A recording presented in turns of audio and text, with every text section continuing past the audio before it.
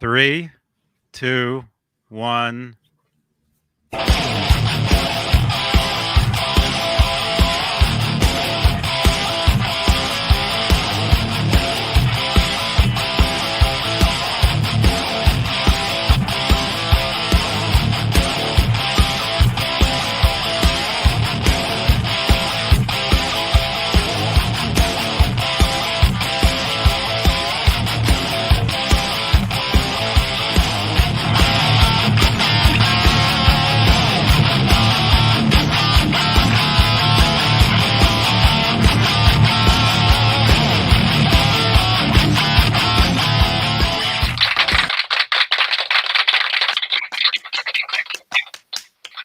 Thank you so much.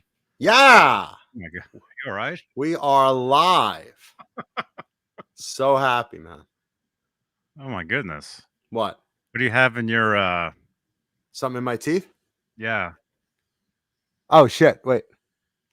Swiss Picks. Oh, Swiss Picks, proud sponsor of the Johnny Beane broadcasts. Swiss Picks, when you need a really good pick, no matter what type of pick it is, Swiss Picks, we proudly use Swiss Picks here on the show. Thank you, Swiss Picks, for your never-ending grip. I can't get rid of it.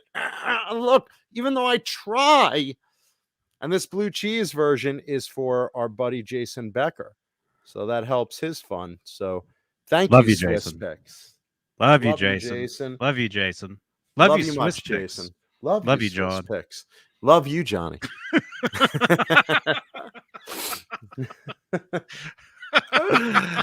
And we love our audience. Yes. This is Talking Guitars and 80s Metal live. We're live. It is. It is. What's today's date? August 10th, 2021. It is 8:06 p.m. Eastern, 5:06 Pacific. We're live on YouTube. And Facebook. But on YouTube, we have executive producers. The big bosses. Yeah. Like Charles Green, Stephen Franklin, Joe Christian, Michael B., Thomas Santiago, Music Therapy Laz, Bent Tom, The Chad, James Gum, Jarhead Rock, Wayno, Michael the Captain Smith, Andy Carson, John Moronic, Jimmy Ray Hawkins, Mike Neese, our Habs, Linny Lou, and my little geriatric sex kitten Mary, False Flag, and Steve Carmichael. Yes.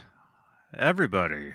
Channel. Whoa, Johnny, you have to, let's try that again. False Flag and Steve Carmichael. False Flag. let's try that one more time. Here, I'll do your line, Johnny. Steve Carmichael. There we go. Yeah. Channel membership here on Johnny Beane TV YouTube. Click that join button. Just try it. I think you'll like it. I think you'll like it. I think you really will. And you know what I see? I see all the channel members in the chat using those great Talking Guitars and 80s Metal emojis. Johnny's face, my face. There's one of Paulie, who will be along a little later. So yeah, and a bunch of other cool Van Halen-ish related and metal related chats. So absolutely. Yeah. See how all their names are in green. Look at Kurt 5150. Look at all the cool emojis he has there. Yeah. Their names are in green. They got special emojis to use exclusive to channel members. So give it a shot. Because why not? Simon Hosford. I sent you Simon. Did you get my message? Did you get his dick pic, Simon? That was Johnny. No, that was too small. That wasn't mine. Okay. All right. You sent him a photo of mine then. It's like, is that a guitar pick? I can't. Oh, that's Mancuda. Wait, is it circumcised? Yeah, that's Mancuda. It's Mancuda. Man, that's a noodle. Hey, it's a circumcised noodle. Van Halen Page on Facebook. Good to see you in the chat, man. Van Halen Page. Nice. Awesome. Yes, we're live here on YouTube. We have channel members. If you'd like to help support the channel, support these shows, any super chats will change the color of my lights. Just so like False Flag just did. Oh, Thank you, False Flag. Right out of the gate. False Flag. 5150, a magical number to our beloved Eddie Van Halen. We miss you so much. Yes. The greatest. Thank you, False Flag. You're the man. Oh, there it is. False Flag. See, we're not the same person. Come on. we're not. But we're both huge fans of Van Halen. Which, if you like Van Halen, this is the place you want to be. This is Johnny Beane TV. Says so right there. Does say so. I'm reading it right now. Yeah. Let me see. Okay, leave a thumbs up. Make sure to subscribe to this channel.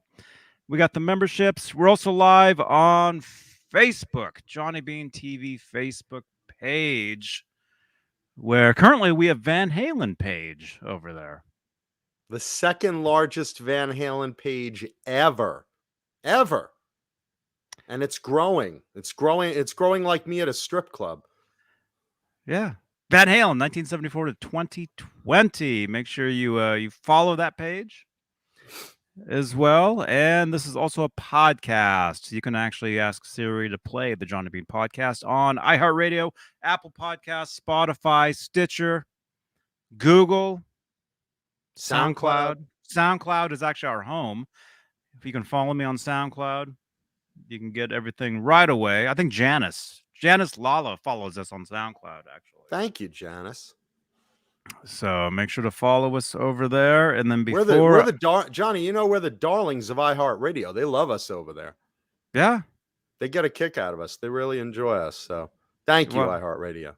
Yeah. Well, one day we'll be hosting the iHeartRadio Music Awards. That's great. I hope we're nominated. That'd be great. Yeah. Yes. Live to aspire. We'll reunite Popcorn the band minus JoJo the Chimp, and we'll play there. We'll play there live. Mm-hmm. Have someone fill in for JoJo and someone fill in for Wilfred Brimley. Rest in peace.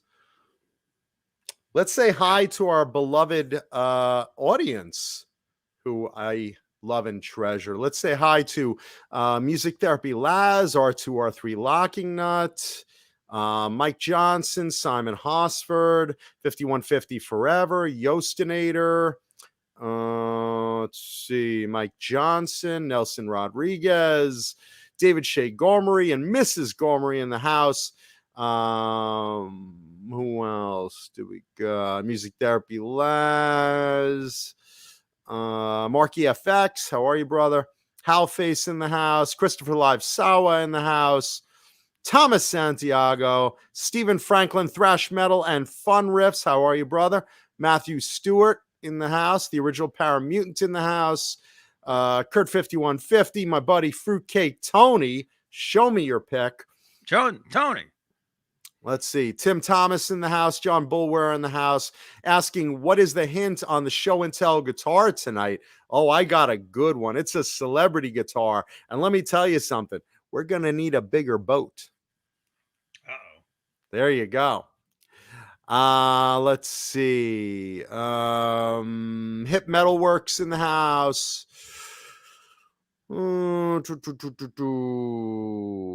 Johnson. Just looking through as names repeat. But we're happy to have you. Charles Green, executive producer Charles Green in the house. Hellstorm in the house. Mike Johnson, Tim Thomas, Stephen Franklin, Jeff Cornell in the house. And no, good taste, though. Jeff's asking if I would sell the BC Rich Gunslinger over my shoulder. I love those things. It's not for sale, but if you're ever with me, man, stop by and play it. Happy to share. You have good taste, my friend. Let's see. 5150 Forever. Great name, man. Let's see who else. Tube Supio in the house. Our buddy False Flag in the house. Thank you, brother. Much love. Jimmy Ray Hawkins, Mike Neese. Charles Green. I said Charles Green. Executive producer Charles Green. Janice, la la la la la la. Janice in the house. My girl Sandra Picorni. Picorni. Bacardi, me love you long time. Sandra and Ricky. Let's see. Jimmy Ray Hawkins. Charles Green. Executive producer Charles Green is in the house. Let's see who else. PJ Kobe in the house. Let's see. Gary Hawk, how are you, brother? John Bulware. Flying Pickle. How are you, man? Last time my pickle was flying, I jerked off too hard after I worked out. I was like, oh, fuck. Oh. It's stuck to the wall now. I had to get a spatula to break that. Ricky Compton in the house. John Biel in the house. John Biel. I love that John Biel. Well, every time Johnny has a question, no matter where he is, yeah, I'll have a Big Mac. You want large fries with that? John Biel. No matter where he is. It's true. Ask Laz. I love that. I love that. Laz and I were hanging out yesterday, going guitar shopping, although we didn't buy anything. And he asked me something, and I went, John Biel. And it was just us. Right? I find myself saying that sometimes, actually, out of instinct. I do. It goes like through my mind. It's like, some girl says, "Do you want a blowjob, John?" John Biel. I have to. I don't think for myself anymore. Everything is John Biel. Let's see who else in the house. Neanderthal in the house. The great Neanderthal. Oh, buddy. And on the show now. Yeah. Welcome aboard. Thank you. Stephen Franklin, Robbie Johnson, Halface, Charles Green in the house. Alice Martinez, our girl Alice. Hey, Let's see. Kevin Coachell. Charles Green is in the house. Executive producer Charles Green. Pooh Ninja in the house. Let's see. Going through. PJ. Dwight Bailey in the house. You know who I haven't seen in a long time, John? Charles Green. Executive producer Charles Green. Yeah. He's actually here tonight, though. Oh, is he? Yes. All right. I hadn't heard that. Johnny, did you see Charles Green today? Executive producer Charles Green? Let me see. He's on the list here. He's the first one. That's the guest list. That's the VIP list. That's the VIP list. When Popcorn the Band plays live, we have a guy with a clipboard out there, even though there's only 2 people in the whole building. Guy with a clipboard out there, and when you walk, that's not him. And when you no one's allowed in. This band sucks. Meh. Meh. Meh. Are you on the list? Don't care. But we're the band. Don't care. You suck. That guy's trying to get in, see? See, there's the guy with the clipboard, the little guy, and there's David Crosby. This list is meh. Meh. And everyone else, thank you for joining us. And the rest. Tuesday. And the rest. Let's see. John Bulwer asked Paul, how is Lemmy doing? I hope she's doing better than the other day. That's a great question. How is Lemmy doing? She is she's the word I could use that would probably appropriate everything the right way. Solid. Nice. Which is a good sign. For those that don't know, I had to take Lemmy to the emergency vet, and they did all kinds of tests on her. They had to basically she's got a bad stomach, and I brought her like a month ago, and we did some tests, and they gave her some antibiotics, and then turns out one of her arthritis medicines doesn't jive well with her gastrointestinal tract, and she gets the shits.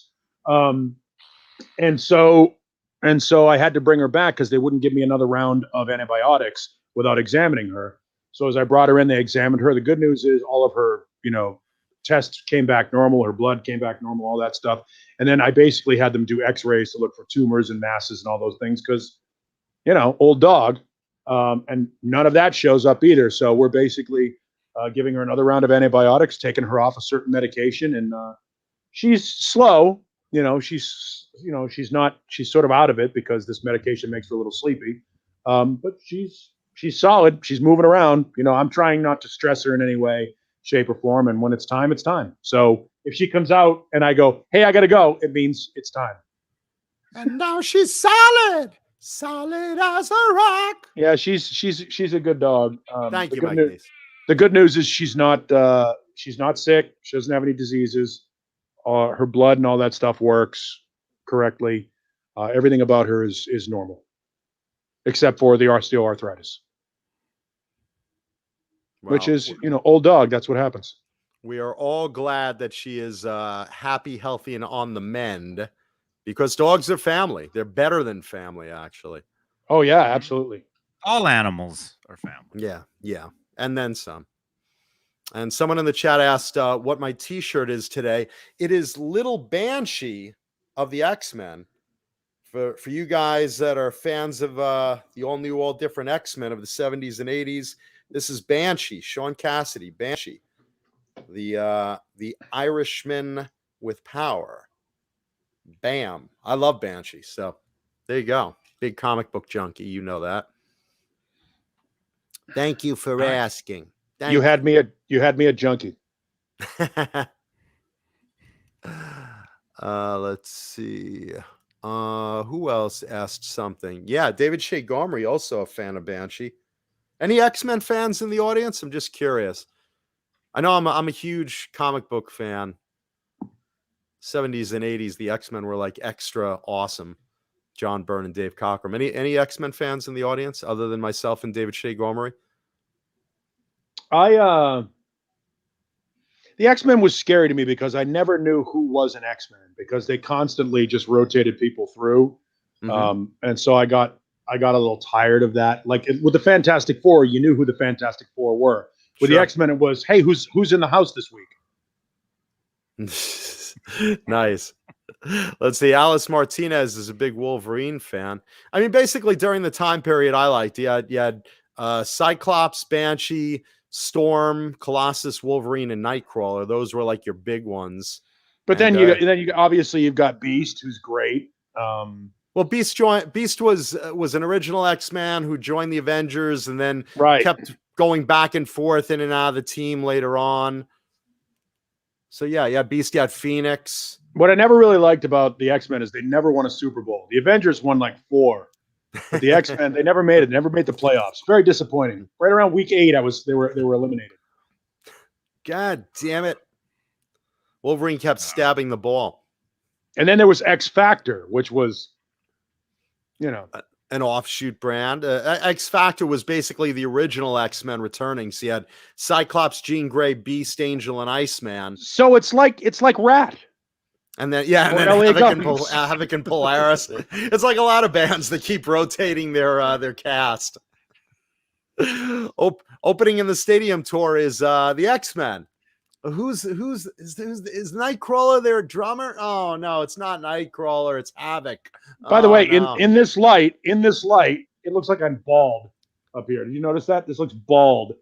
I did not notice that. What is going on up here? It looks bald. Look bald. You don't look bald. It's because I've been in the pool. I just took go in the pool, pull the hair back, because I gotta sneak Lemmy out. I gotta trick her into go to the other side of the pool to go to the grass so she'll do her business. I don't think you look bald. I think you look devastatingly handsome as usual. Thank you. Well, I'm aerodynamic today. Let's see. Speaking of aerodynamic, Cobra Kai Platoon says, hey, brother, Chris Claremont documentary was awesome. Chris Claremont, the main writer of some of the best years of the X-Men. So, yeah, absolutely. It was awesome. The X-Men were great. I mean, I just love comic books, man. I mean, that's please, that metal helped me get through horrible years growing up, believe me. Great stuff. Let's see what's going on today, boys and girls. Let me first say hello. Let me first say hello to my buddy Cliff Meth. Sent me this book on Pepe Marcello. For those of you that don't know Pepe Marcello, and you all should, the Good Rats lead singer and founding member Pepe Marcello. Pepe Marcello basically was one of Long Island, New York's best known unknown hit bands. He had basically 4 real big musical acts in the New York and Long Island area. And that was Twisted Sister, Billy Joel, the Good Rats, and Zebra. And the Good Rats was founded by this guy who was just a genius. And they always called the Good Rats the best unknown band in the world. You're leaving out the rods too. The rods were pretty big.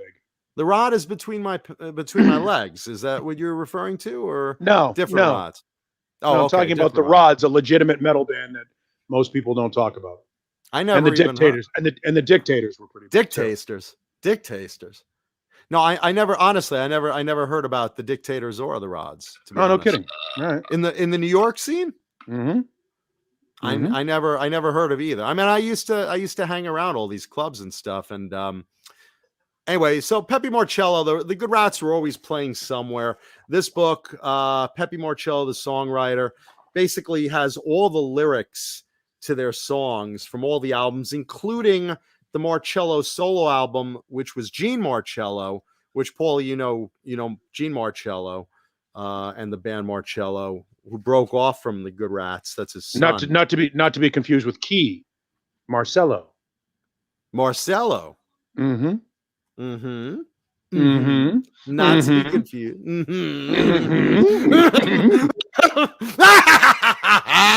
All right. Settle down. Yeah, and it's pretty great. It's got a lot of photos. It's basically like a love letter, Pepe. And if any of you knew Pepe Marcello or knew the Good Rats, this book is great. It's published by Aardwolf Publishing. And if you get yourself a copy, it's a limited production. They only made 300 copies.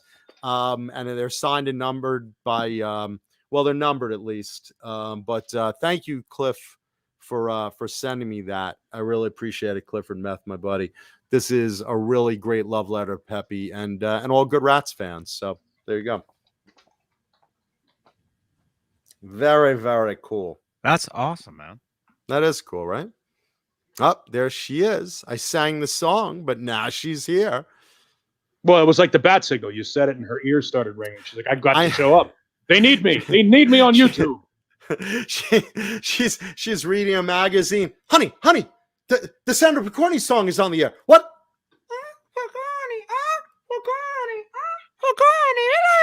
Oh, gotta get on. Yes. Thank you, Sandra. Good to see you. And thank you, R2, R3 Locking Nut. Love you all. Thank you. Let's see. What should we kick off our day with? There's a lot of interesting songs in the news. Did you guys see the Van Halen country song? Did you guys see this? Mm-hmm. Paul, you saw it? You heard it? Mm-hmm. Is that a yes or a no? Yeah, it's a Hank Williams Van Halen mashup. Yeah, it's Your Cheating Heart and Jump. Right. And it's just basically David Lee Roth's vocals from Jump and Your Cheating Heart, the music, and they mix the videos together, and somehow it actually works. It just works. You know, I don't know, Johnny, you didn't see it yet? No, I wasn't home. I was out all day yesterday with Laz. A good date? We had an awesome. He bought me lunch. Did you get any? Did you put out? No. All right, maybe the second kind of girl. Man. Not that. But anyway, no. In my Van Halen group, everybody is posting it, so I will see it because it's everywhere. I'm seeing in the chat. I'm seeing in the chat a lot of people saw it. It's called, let's see, Vank Whalen, VANK. Next word Whalen, WALEN. Check it out on YouTube. That should be fun for you guys. It actually works. It's kind of funny. You know, you don't think, some of those mashups, they're like, okay, you tried. It's not funny. That one actually works. You could actually see that as a country song. And I think David Lee Roth just got the idea of, hey, what am I going to do now since there's no more Van Halen reunion? And we don't know that it's Dave that was responsible for it. Oh, no, absolutely. Absolutely. But I'm saying, like, now he's got the idea in his head. Hey, maybe I should be a country singer. Well, he already did that bluegrass track, and he also did a cover of Willie Nelson's Nightlife, and he did that duet with, I think it's Travis Tritt. Somebody could correct me if I'm wrong on that. So it's not 90s. Like this. Yeah, it's not like this is something Dave hasn't already done. For all of the things that you can dump on David Lee Roth for, being musically adventurous is not one of them. I mean, you know, he has certainly branched out and done different forms of music way more often and way more disparate than Van Halen ever did. Now, whether or not that was a good idea is a matter of subjective interpretation. But at least he's done it. He's done reggae, he's done bluegrass, he's done blues, he's done big band, jazz. I mean, he's done all kinds of different musical styles that Van Halen has never done. So credit for that. Now, success, marginal at best. Yeah, I mean, look at Crazy from the Heat. That was like not really what you would expect if you're a Van Halen fan and you're like, oh, Dave's got a solo album. And then you're like, what, Lemmy? I'm going to take the dog out. I'll be right back. All right. Solid as a rock. Bring back the proof that everything's okay, Paulie. Yeah, so if you haven't seen it, check it out. But Paul's right. Dave has definitely dipped his toe into a lot of different pools. You know, and being that he can't hit those notes that he used to in Van Halen, I mean that may be like an avenue for him to consider. It's Your Jumpin' Heart, right? Your Jumpin' Heart, yeah. All right, I'm gonna take a quick listen. I'm gonna turn my boom, mic off. Boom, boom, boom. Really quick. I'll check it out because I haven't. Hey man, there's Ned. Ned's here, everybody. Ned's coming in to fill in for Johnny while he's watching that video. There he is. The man, the myth, the legend, Ned, ladies and gentlemen. There he is. With gopher in mouth. What do you want to say, man? What do you think? Meow meow meow meow meow meow meow meow meow meow meow meow meow meow meow. We're wrapped up here, man. This could go viral. The joy of live TV. Ned's just so portable. He's great. He's great. Okay, I'm going to take a quick listen for a second here. And see Sandra Picorni brings up my buddy, Blue Rhino. Hey, everybody. That's right. That's my best buddy in the world. Yeah. Blue Rhino loves our audience, too. We really do.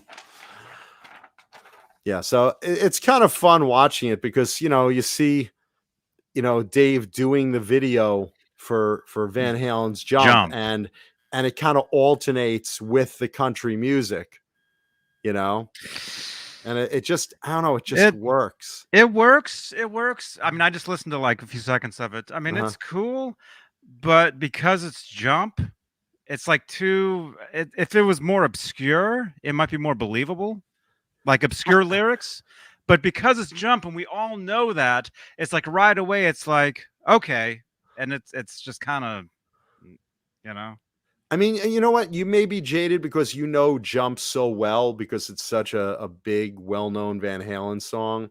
You know, you may be jaded on that, but I don't know. Like I said, I mean, I know Van Halen so well too, and just, you know, you have to kind of set your mind aside as seeing something fun. You know, it's like watching, you know, one of those overdubs of Star Wars where Darth Vader goes, "Pull my finger, princess, pull my finger," you know. When you know he's saying, "I want those data tapes," you know. Data tapes. Okay. I just listened to some more of it. It's cool. It's fun. It's I'll listen to more of it later, but it's just kind of. Yeah, I mean, look, it's not a real album. It's not, you know, really gonna be. I think to a hardcore fan, Van Halen fan, it's either, oh, that's great, or oh, that's kind of cheesy. I think to casual fans, this is more fun. I mean, it's just supposed to be fun. It's just supposed to be fun. It's just, you know, it's fun watching just something like that. You know, and that's kind of the gist of it. And yeah, Cobra Kai Platoon, David Lee Roth has done bluegrass. So I mean, he's done just about everything. You know, I mean, you know, he's a very versatile guy. Speaking of Van Halen, so Wolfgang Van Halen of the band Mammoth has started playing with Guns N' Roses. And, you know, the reviews on the music are great. And that's because he's just incredibly talented. He's great live, just as you hoped he would be. And he plays everything that you're expecting him to play. And, you know, what's ironic is he's using Eddie Van Halen's original pedal board from the 2015 tour. And because he basically said, look, we just didn't have time to start playing with figuring out what pedal board. And I knew already, you know, my dad's pedal board was great. So I'm just using that. And I think that's kind of cool that he's carrying on that legacy of taking a little bit of his dad on the road, you know. But go ahead. I think he's using the actual physical board from. I don't think it's from one of the tours. John Biel. See, this is where John Biel would come in great. I think John Biel's in the chat. Oh, John Biel, you're here? Hang on, I gotta. I think you got a loose stool too. My LaCroix are kicking in. Oh, whoa, LaCroix. Who drinks that? I think. Hey now, delicious, Jay Hannon of the great band, the great Jay Hannon of the great band Gizmachi in the house. There we go. Jay Hannon. Great talking to you on the phone today. Yeah, David Shigemori says it. Yeah, I think he's using the Cafe Wa board. That was a one-off show. So I think he's using just the physical board. I don't think the pedals on there. I think it's his. I think it's his pedals, but he's using the physical board of that Eddie used from the Cafe Wa show. Cafe Wa show. Kurt 5150 says the same thing. Okay. All right. So it's not like he's using all the pedals that Eddie used. He's using just the physical board itself. They showed which is a smaller board. They showed it. Maybe you could get a photo up of it. They showed it the other day. Yeah. Yeah. Well, we showed it. We showed it on Friday. Thank you, Sandra. Okay. Here, I'll show it. Here's Johnny's gonna show. Is that LaCroix? Is that LaCroix? No, this is delicious. This is fuck LaCroix. LaCroix tastes like urine. This is delicious Bang energy drink when you want to get the taste of urine like that out of your mouth. This is actually Bang energy drinks brand new flavor. So Johnny, put that shit down. Swirly pop. Look at that. Kind of like a passion fruit. Look at that. Hypnotized. You will send me all your guitars. I'd be hypnotized if I drank all your guitars. You will send me all your guitars. New Swirly Pop Bang Energy drink flavor. Delicious Bang Energy drink. Friend of the show Bang Energy drink. And much, much better than that fucking LaCroix call. Thank you, Bang Energy drink. LaCroix doesn't do shit.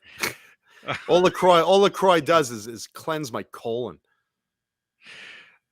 Where is it? Ugh. Yeah, you know who drinks LaCroix? Here's who drinks LaCroix. LaCroix, it's delicious. I love the stuff. That guy? Yeah, this guy. Him and I can agree on one thing then, and it's David LaCroix is Crosby. pretty good. Fuck LaCroix. LaCroix sucks my LaCock. Oh my gosh. That's gross. LaCroix. John Biel, can somebody text me that photo, please? I'm looking for it. Actually, I probably have it in my picture. Miles Taylor says LaCroix makes me LaCry. I was actually watching that video of Dane Zimmerman's at his store where the Bang Energy drink Jeep pulled up and started giving out Bang Energy drink. Mm-hmm. So that's a great video. I was watching that live. Had a cute girl and a guy handing out cans. And I mean, what more? Speaking of Dane Zimmerman, as you speak, here he is in the chat. Dane. Sad Ace himself. Dan, I was just talking about your video of Bang Energy drink at your store. I was watching that literally this morning. Never ship. No, never ship. Never ship. Sad Ace himself. Yeah, I think LaCroix uses child slave labor, if I wasn't mistaken. I thought I heard something like that. I may be wrong, but I don't know. Either the kids wash their feet with LaCroix or something like that. I don't know. All I know is delicious Bang Energy drink is the official drink of Talking Guitars and 80s Metal Live. I wish, man. Swirly pop flavor, baby. Swirly pop. That's the stuff. Yummy. I wish that stuff was, man, because that it is delicious. All right. Delicious. John BL, thank you. Producer John BL came through, and here it is. Let's see this pedal board. Great production quality. Okay, there you go. There you go. All the Halen stripe pedals right there. There it is. A little. You can't bring that on a regular screen, Johnny? No. No. There you go. There you go. Right there. Wait. Wow. Ah, damn it. In and out, closer, slowly. There you go. Right there. There you go. So there you go. So that's the pedal board that Wolfie's using right now. That his dad used at some point, I guess, during that particular show. Yeah, I think it was just for the Cafe Wash show. I mean, yeah, because that 5150 chorus, that blue pedal there wasn't even invented yet when they played that show. So, but I think it's just the physical board. But it's cool to see that Wolfgang is using the EVH line. He's using the Boss delay. He's using a reverb down there. He's using the wah. It's got a tuner. Oh, there we go. Yeah, Cafe Wah concert. Cafe Wah. Very cool. Nice. All right, cool. Thank you, John BL. Yeah. Thank you, John BL. Producer. John BL. Executive producer, John BL. And again, the reviews of the shows have been great. You know, Wolfgang is great live, just as great as he is recorded from what I'm hearing. All the videos I've seen really, really sound great. There's been some criticism of how he looks because he's a big, heavy guy. But look, I mean, you know, your dad dies, you'll be stress eating too. You know, just leave him be with that. You know, and he's gone on a big spout about bands that use backing tracks. And, you know, because he doesn't use any, but he's very critical of bands that do. We've talked about this on the show before. I'm very mixed with that. I mean, I don't want to go see a show that's totally lip syncing, but I admit people like Don Dock and Paul Stanley and a few others, they need a little help vocally. So, you know, I forgive some of the older guys to have a little assist on those high notes. Mm-hmm. Yeah, I mean, there's a place for it. Depends on the show. Depends on the production. Paulie, you know, I think if it's something you can't replicate live, and it's like a sample from an album, like the Vincent Price intro for Number of the Beast, or something like that, where or I Remember Now from Queensryche's Operation Mindcrime. I think those kind of things. I have no problem with, but I am not a fan of backing vocals in any way, shape, or form, and unless it's something like a Trans-Siberian Orchestra or something like that, where it's clearly a presentation of a piece. I think live bands should play live and they should sing live, and if you can't do it live, you can't do it. But that's just me. I mean, I come from that place. And that said, if you go back and listen to things like Led Zeppelin's Battle of Evermore, which on the album was a duet between Robert Plant and a woman named Sandy Denny, who sang for the band Fairport Convention. Well, obviously she couldn't replicate that live. She didn't go out on tour with the band. So oftentimes when they would do that song, it would be either John Paul Jones or Jimmy Page doing the background vocals. And if you seek out live versions of that song, you will hear how horrible that execution is. So if it's a choice between not being able to present the song or present the song poorly, I guess I can understand why somebody would sample a vocal or put a harmonizer in there, but I'm not a fan of it. Mm-hmm. Depends on the situation too. It depends on the situation. You know, that what's it called? Macy's that parade every year. That stuff was always piped in. Well, so is the Super Bowl. You know, the Super Bowl every year is. I hate to tell everybody, it's pre-recorded.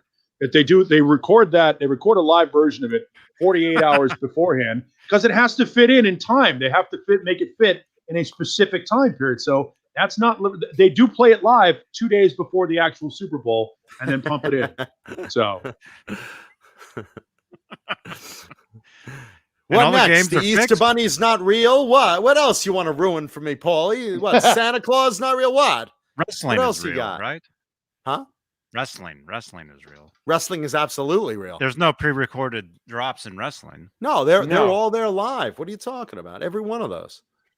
Every drop there is an actual drop. Well, here's the thing. Wrestling is more real than bands who play the background tracks. The outcome is predetermined, but the physicality and having to execute all of that stuff is absolutely real. You can't fake that. You can't fake that stuff. That stuff actually happens. The outcome is like a song. It's like a comedy skit or a song. Yes, it's written. There's a beginning, there's a middle, and there's an end, and all of that is completely planned. That said, they've got to get from A to Z. And that happens for real. They don't fake that. There's a lot. What is faked is, for those that don't know, there's near misses and stuff. Oh, sure. Yeah. They're not really beating Hulk Hogan in the nose. They are hitting each other though, but they're just slamming their foot, but they're they're not really trying to break the guy's nose. It's And let's see, who said it in the I mean, things like fillers, like, wipe out, we know that's recorded. But I mean, look, I want to see every band live as possible. I don't support something like Britney Spears lip syncing in Vegas the whole damn show so she could do moves. I don't have as much of a problem though if Paul Stanley can hit that one high note and it's pumped in instead. I could deal with it. I'm not thrilled about it, but I can deal with it because I still want Kiss on the road. I still want, Dokken on the road. I mean, Dokken counts more on whoever's on bass really to do backup vocals and hit those notes he can. But Paul Stanley, okay, there's, regardless of what Gene Simmons says, there's a little bit of backtrack in there thrown in for those high notes. And I can work with it on someone like Paul, I am a fan of, dropping it down a step and do what we have to do. I think that, there are guys who, Brian Johnson does it. Certain other singers do it. Miles Kennedy does it, where if you can't hit that note, you find a note in the register, a third or fifth below the top note, and you sing it within the scale, and it's perfectly acceptable. I think that's a reasonable understanding. Look, let's face it. Somebody's running around for 2 hours on stage. You can't expect them to hit these amazing high notes like they would do in a studio after 15 takes, and they can warm up for it. So there's in a live situation, I think there's a little bit more forgiveness. Now that said, Don Dokken is awful and should never be singing now. He needs to stop because it's embarrassing. Yeah. And it's sad about Don. It really is sad. And I'm not saying that to shit on Don Dokken. I'm genuinely disappointed and sad because it's like watching a boxer who goes out there too many times or a hockey player who's clearly doesn't have it anymore and he's playing for the last season, and you say to yourself, oh man, this isn't right, because this is what he'll be remembered as. Yeah. And that's what Don Dokken will be remembered as. It's sad because I mean you could also take the route of what Whitesnake just did, where Coverdale just brought in a second singer to back him up that he knows can hit every damn high note in the world, and he'll sing the main parts, and then Dino will just jump in there and kill those high ends. And I think that's what Deep Purple did when they had both Coverdale and Glenn Hughes in the band. Between Coverdale and Glenn Hughes, there isn't a note that can't be hit in the scale. Let's face it, Ian Gillan in his prime had a range that was fairly unmatched. I mean, he did a fantastic. Really? He had a range that was fairly unmatched, and when I stop, he'll stop. But then when he tries to sing and he gets hit all these high notes, when they replaced him, they had to replace him with two people. Yeah, well, I think it's a good idea on Coverdale's part. I mean, I get what Wolf is saying. Look, you go to a live concert, you're paying for a live show. I don't pay to see someone lip syncing the whole thing. I don't want to Agreed. see that. You know, and in the case of someone, like you brought up a good point, they're running around a stage for 2 hours, they're out of breath. And if you think they're singing perfectly like they are in the studio as they're running here to there, totally out of breath, no, they're not. Something's wrong. Something's up, you know? And in the case of Paul, where he's got 40 pounds of gear on him and costume, and he's got a guitar, and, you know, it's a lot to get out of breath when you're, you know, whatever. What is he, 70, something like that? Yeah. Yeah. By the way, just to make a correction, the original Paramutant says Ian Gillan was great, gone too soon. Ian Gillan's not dead. Ray Gillan is dead. There you go. So good Totally news different. for Ian. Good news for Ian. Now, that said, Ian Gillan can't hit the notes like he did in Child in Time or John Aston Highway lives. Star. Yes, John Aston lives. All of those guys, you know, none of those guys, to be honest with you, even Paul Rogers can't hit the notes he used to hit. But they've taken the music down one step, and he can still hit that note, and it makes the music sound A, heavier, and B, he's in key with it, and it sounds good. But when you see Miles Kennedy with Slash, when he's doing Back from Cali, he's not hitting that high note in Back from Cali. He's in the middle of that range. He's hitting a third in that triad, and they've got background singers, you know, who are sitting there hitting the high note there, a choral group in the background, which Guns N' Roses did in the late 80s and early 90s. And I get that. If you want to have background singers to harmonize, I respect that. The problem is background singers takes a little bit of the slice from everybody else's pie. The Motley Crue had the Nasty Habits with right, them. Sure. Those girls were singing on stage during the Dr. Feelgood tour, if anyone right. saw that. They were two very sexy girls in, you know, little slutty outfits that were singing backup vocals during the Dr. Feelgood tour period. They were called the Nasty Habits. They're in the videos, right? They're in the videos too, yeah. Mm-hmm. Yeah, I remember those. Yeah, let's see. Mike Neese says Vince Neil is playing in Sturgis tomorrow night. I'm praying for him. Hope he does well. Yeah. Well, we could pray all we want. Let's all do a group prayer together. Put your hand to the screen, everybody. Let's do a group prayer for Vince. Lord, dear Lord, we pray that come on, Paulie, join in. I'll do two. No, I'm not praying for Vince Neil. I think he's a shitbag. I'm not praying for Vince. I'm praying for the audience. I'm praying for the audience. Keith Campbell and Hellstorm bring up Graham Bonnet and Rob Halford. Hey, I'm talking to the Lord. Dear Lord, I don't believe in the Lord. Please do not let Vince Neil fuck over the audience again. Please let him finish his set with some semblance of humanity and some semblance of sounding like the songs that he recorded. Please don't let everyone get fucked. And please protect everyone from the virus. There we go. Thank you. Amen. Please put a mask on Vince Neil tomorrow. Please put a muzzle on Vince Please Neil. Put a bag over his head. But neither Graham Bonnet nor Rob Halford are hitting the notes they used to hit. Halford still hits amazing notes. Graham Bonnet still hits amazing notes, but they're not hitting the notes they used to hit. Nobody does. Paramutant. There you go. Yes. That's what you meant. Okay. Nobody hits the notes in their 60s and 70s that they hit in their 20s and 30s. Nobody does that. Sorry. It just doesn't. Rest in peace, Vince Neil's voice. You can't. You just can't. You're physically not. Your voice doesn't. All muscles lose elasticity with age, and the voice box, the vocal cords, are a muscle. Nobody can hit those notes like they used to. Now, that said, again, 80% of Rob Halford, 80% of Graham Bonnet is still better than 100% of Aaron Lewis or David Draymond. So.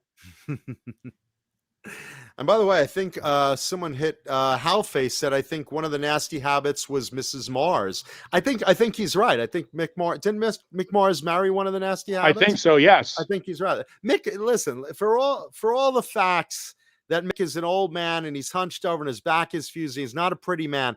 Mick Mars is still the guitarist of Motley Crue, and no matter what, that will still get you a hot wife. It just does. It just does.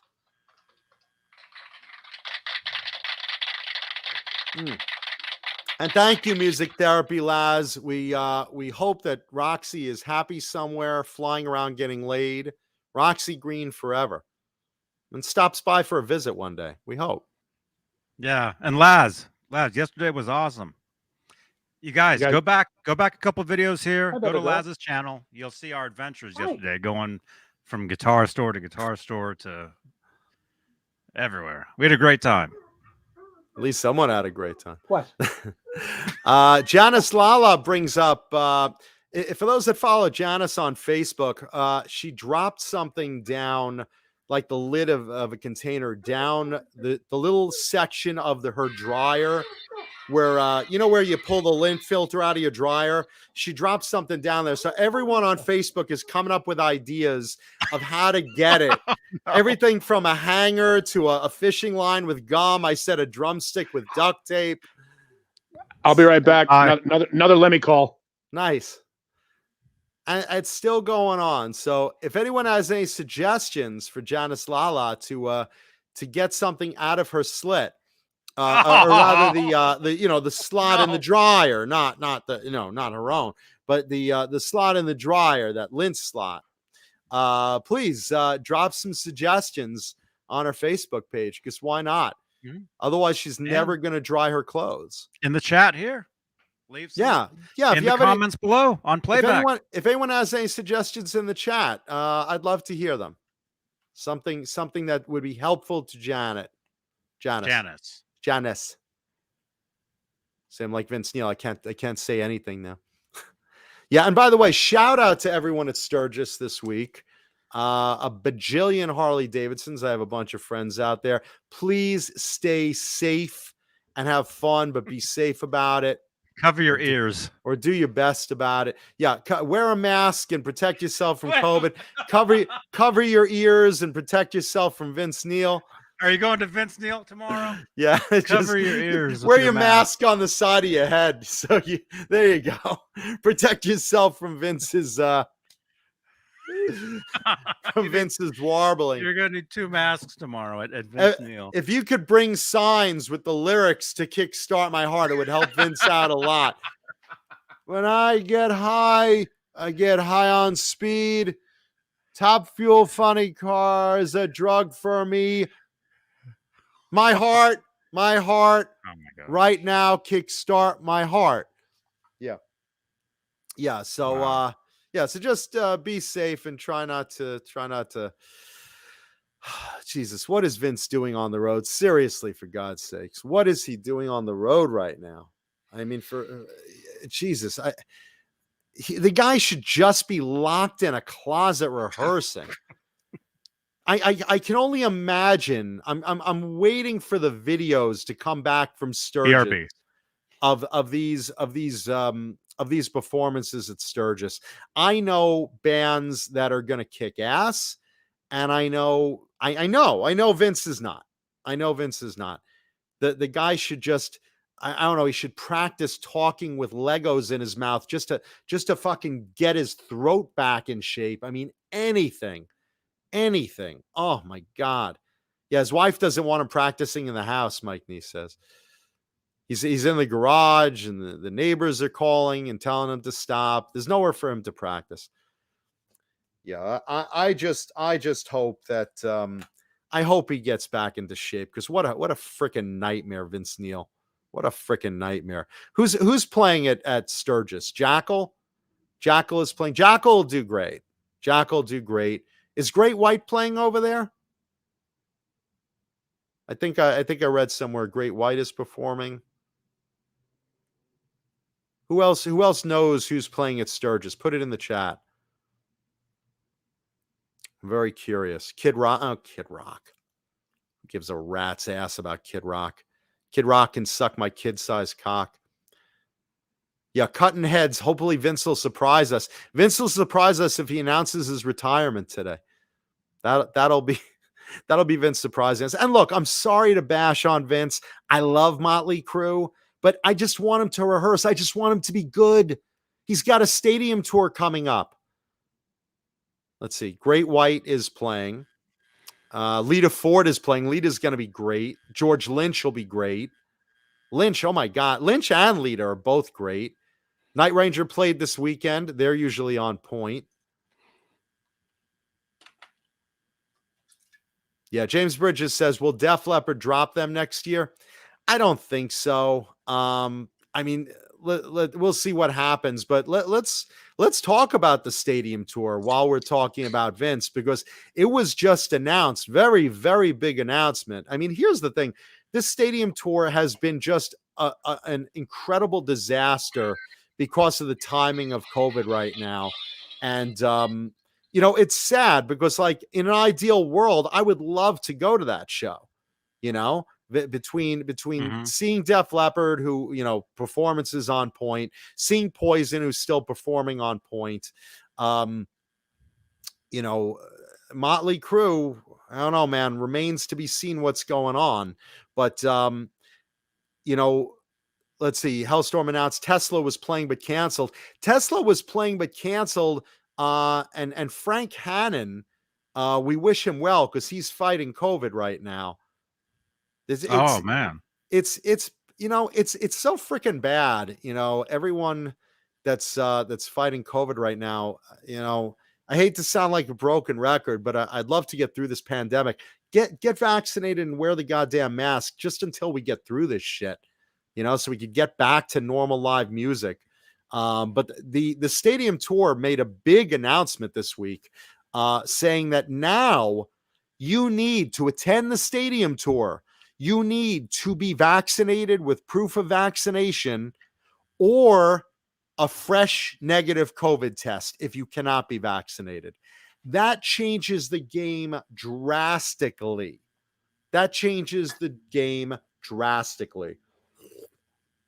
And that's the same rule that was just implemented at Lollapalooza. Who was it? I saw somebody said, I didn't hear this. Somebody, word gets around. Somebody said that Eddie Trunk was saying how all these concerts that are happening or planned now are going to be postponed or canceled again. A lot of them have started already. Iron Maiden, because Bruce Dickinson, one of his immediate family members, has COVID, so now he has to isolate. Mm-hmm. Keep in mind, and again, I'm going to get real technical on you. You can be vaccinated and still catch COVID. It just won't be fatal, and it won't put you in the hospital.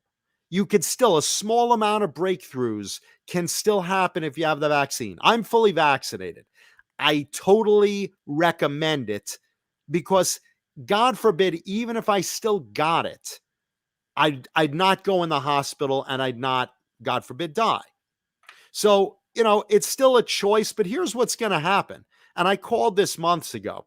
It's going to be a situation where anything social, you are going to be required to be vaccinated, or you're going to be required, in some cases, allowed to show a negative test. You're seeing it now with work. You're seeing it now in events, Lollapalooza, now the stadium tour.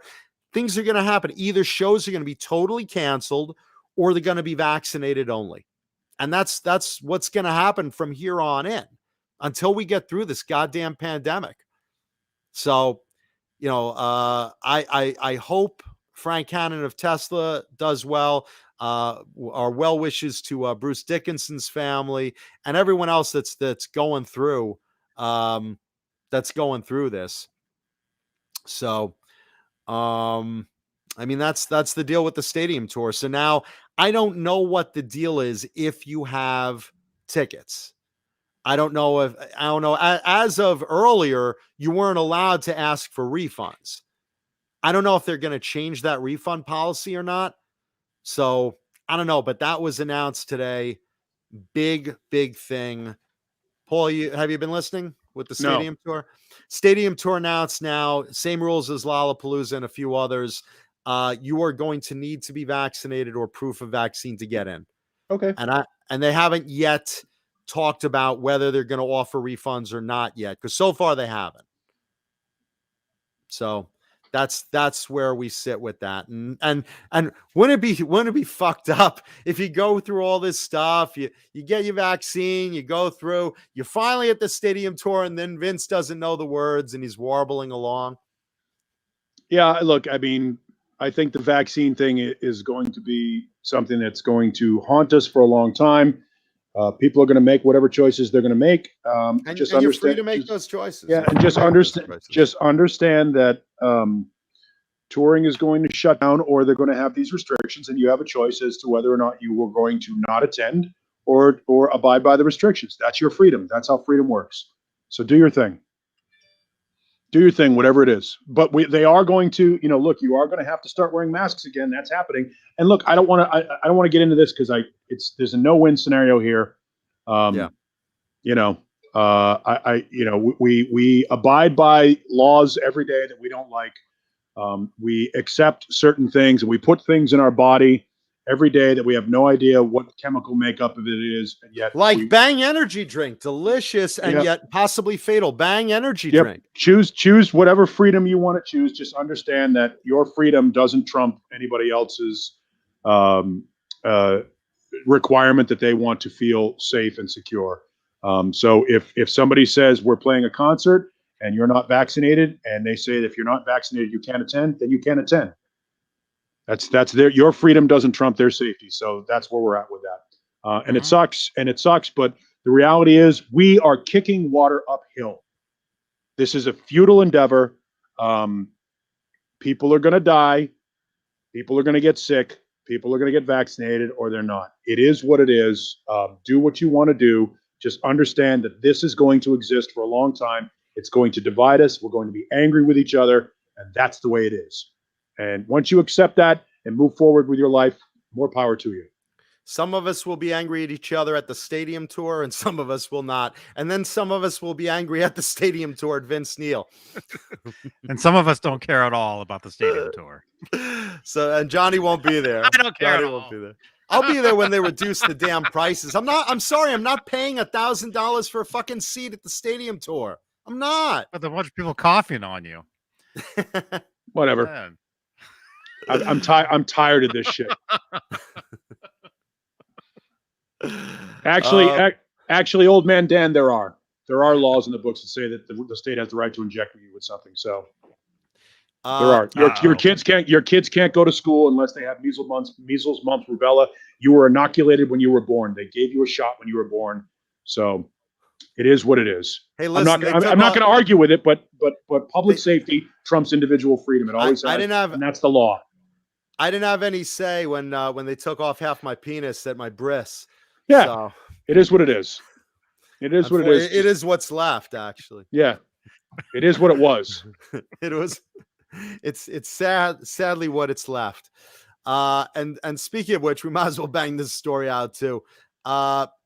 Big news on the KISS front as Gene Simmons specifically wants vaccine mandates. Jesus, are we still talking about vaccines? We're talking about KISS. Hey, I don't write the stories. This is the news. This is the news. Gene Simmons wants a vaccine mandate. He says you need a license to drive. You must wear a seatbelt. You can't walk down the street naked. There are some laws you can't avoid. Paul Stanley chimed in. I love this quote. They want you to stop at red lights. But you know what? Rebel against the government. Go through the red light. Just keep driving. Just keep driving. Don't wear your seatbelt and just keep driving. I just want to see you. So I just love that quote from Paul Stanley. Thank you. Now everybody's mad. Hey, I just report the news. I don't write it. I just report it. I'm not mad. It is what it is. And there's nothing in my anger and my getting my blood pressure up over it, my complaining about it is not going to change a goddamn thing. So according to Paul Stanley, drive through those red lights. Keep driving through those red lights. Do your thing. Do whatever it is that makes you happy. There it is. Jimmy Carr in the house. Jimmy. Gary Hawk in the house. Oh, Jimmy.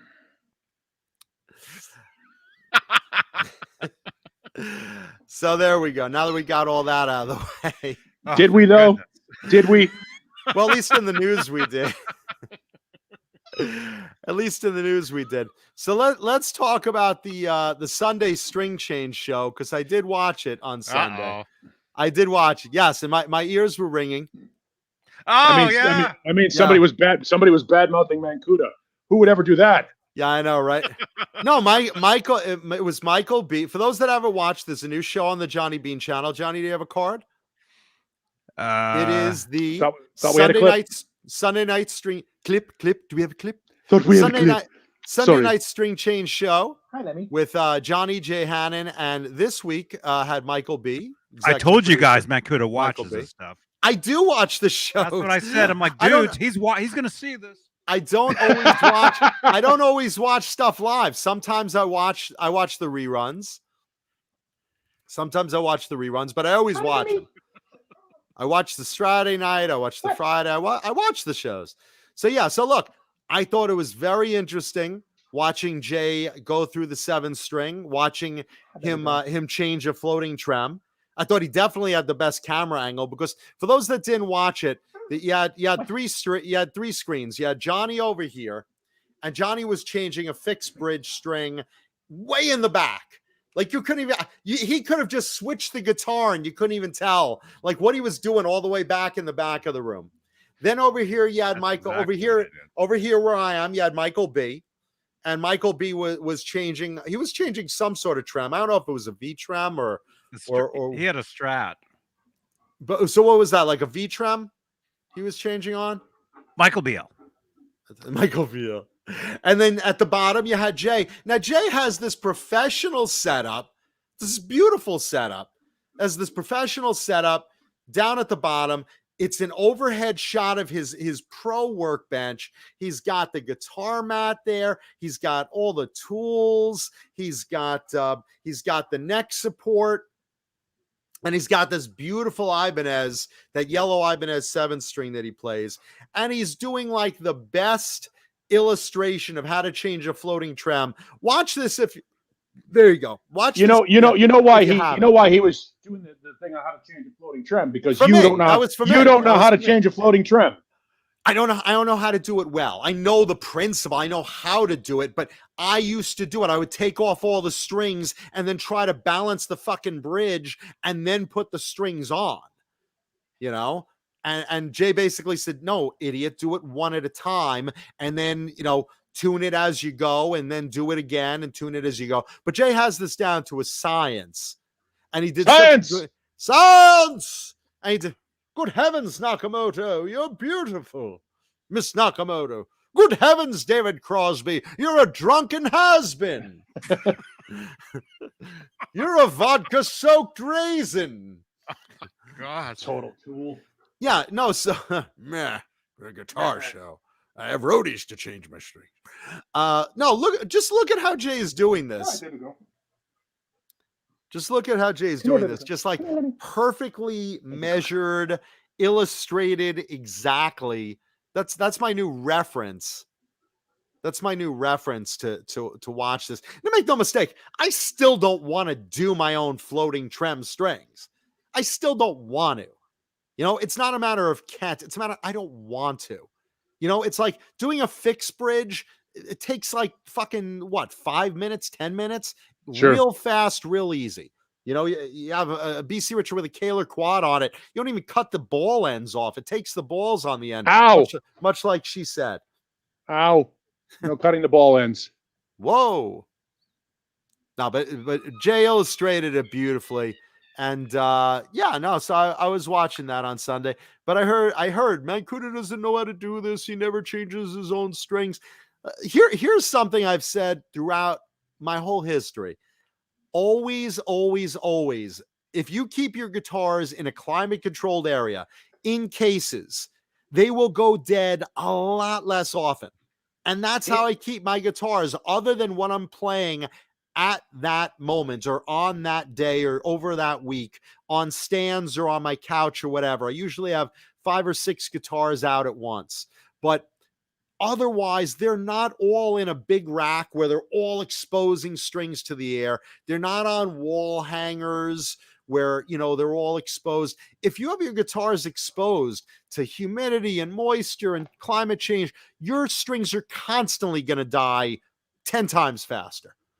I don't have it like that. I keep one guitar out at once. And that's it. How often do you have to change strings? Rarely. And these ones still sound great. These ones they're not dead at all. And this has been sitting out because I keep my house at 75 degrees. It's climate controlled. It's not humid. It's not dry. I keep the house perfect for guitars. The guitars actually dictate the climate of my house because what temp do you try to keep it at, Paulie? 75. Okay, 75. Almost, I'm at 74.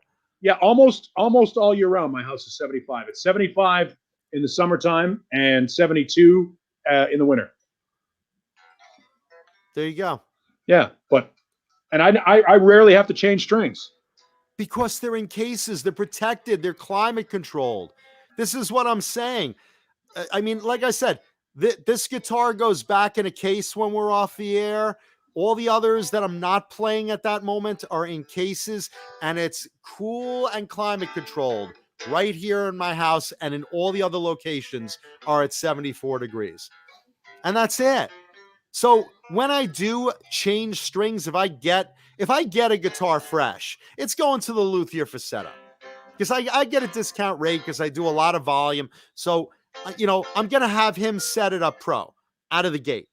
Once it's set up and I've owned it for years, then basically, like I said, unless I feel the action changed or the neck shifted or something like that, I am going to just change the strings when they need it, if they happen to go dead. But I have such a rotation of guitars that the strings don't really have time to really go dead out in the elements. And, like I said, maybe I keep guitars out, the few I do, maybe a week at a time, and then they're rotated with some others, So, but for the fact anyway, I don't mind changing strings on a fixed bridge, on a quad, on a V-trem, on a regular Kaler, but on a floating trem like a Floyd, it's a pain in the ass, even though Jay did an amazing job on the show.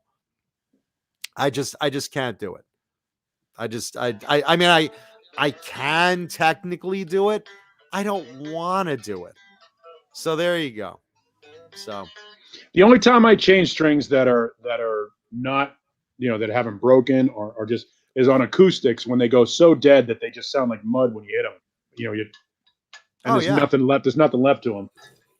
But electric guitar strings, for the most part, because the only time I play amped up is during the day. Most of the time at night, I have headphones on, or I'm just playing acoustically to keep a bang. Or what? I didn't hear what you said. After a bang. Oh, after a bang. Delicious after a bang LaCroix. energy drink. After a delicious bang energy drink, he's saying. I have a 12-string. I have a 12-string Yamaha Fender, I think, that has had strings on it, the same strings on it for over a decade. Because I never play it. It sits in its case, and if I could take it out right now, and I bet the strings are all rusted and beat up and shit. But when it comes time to change the strings, I'll change the strings, because I don't want to take the tension off the neck or the truss rod and leave it with no strings on it.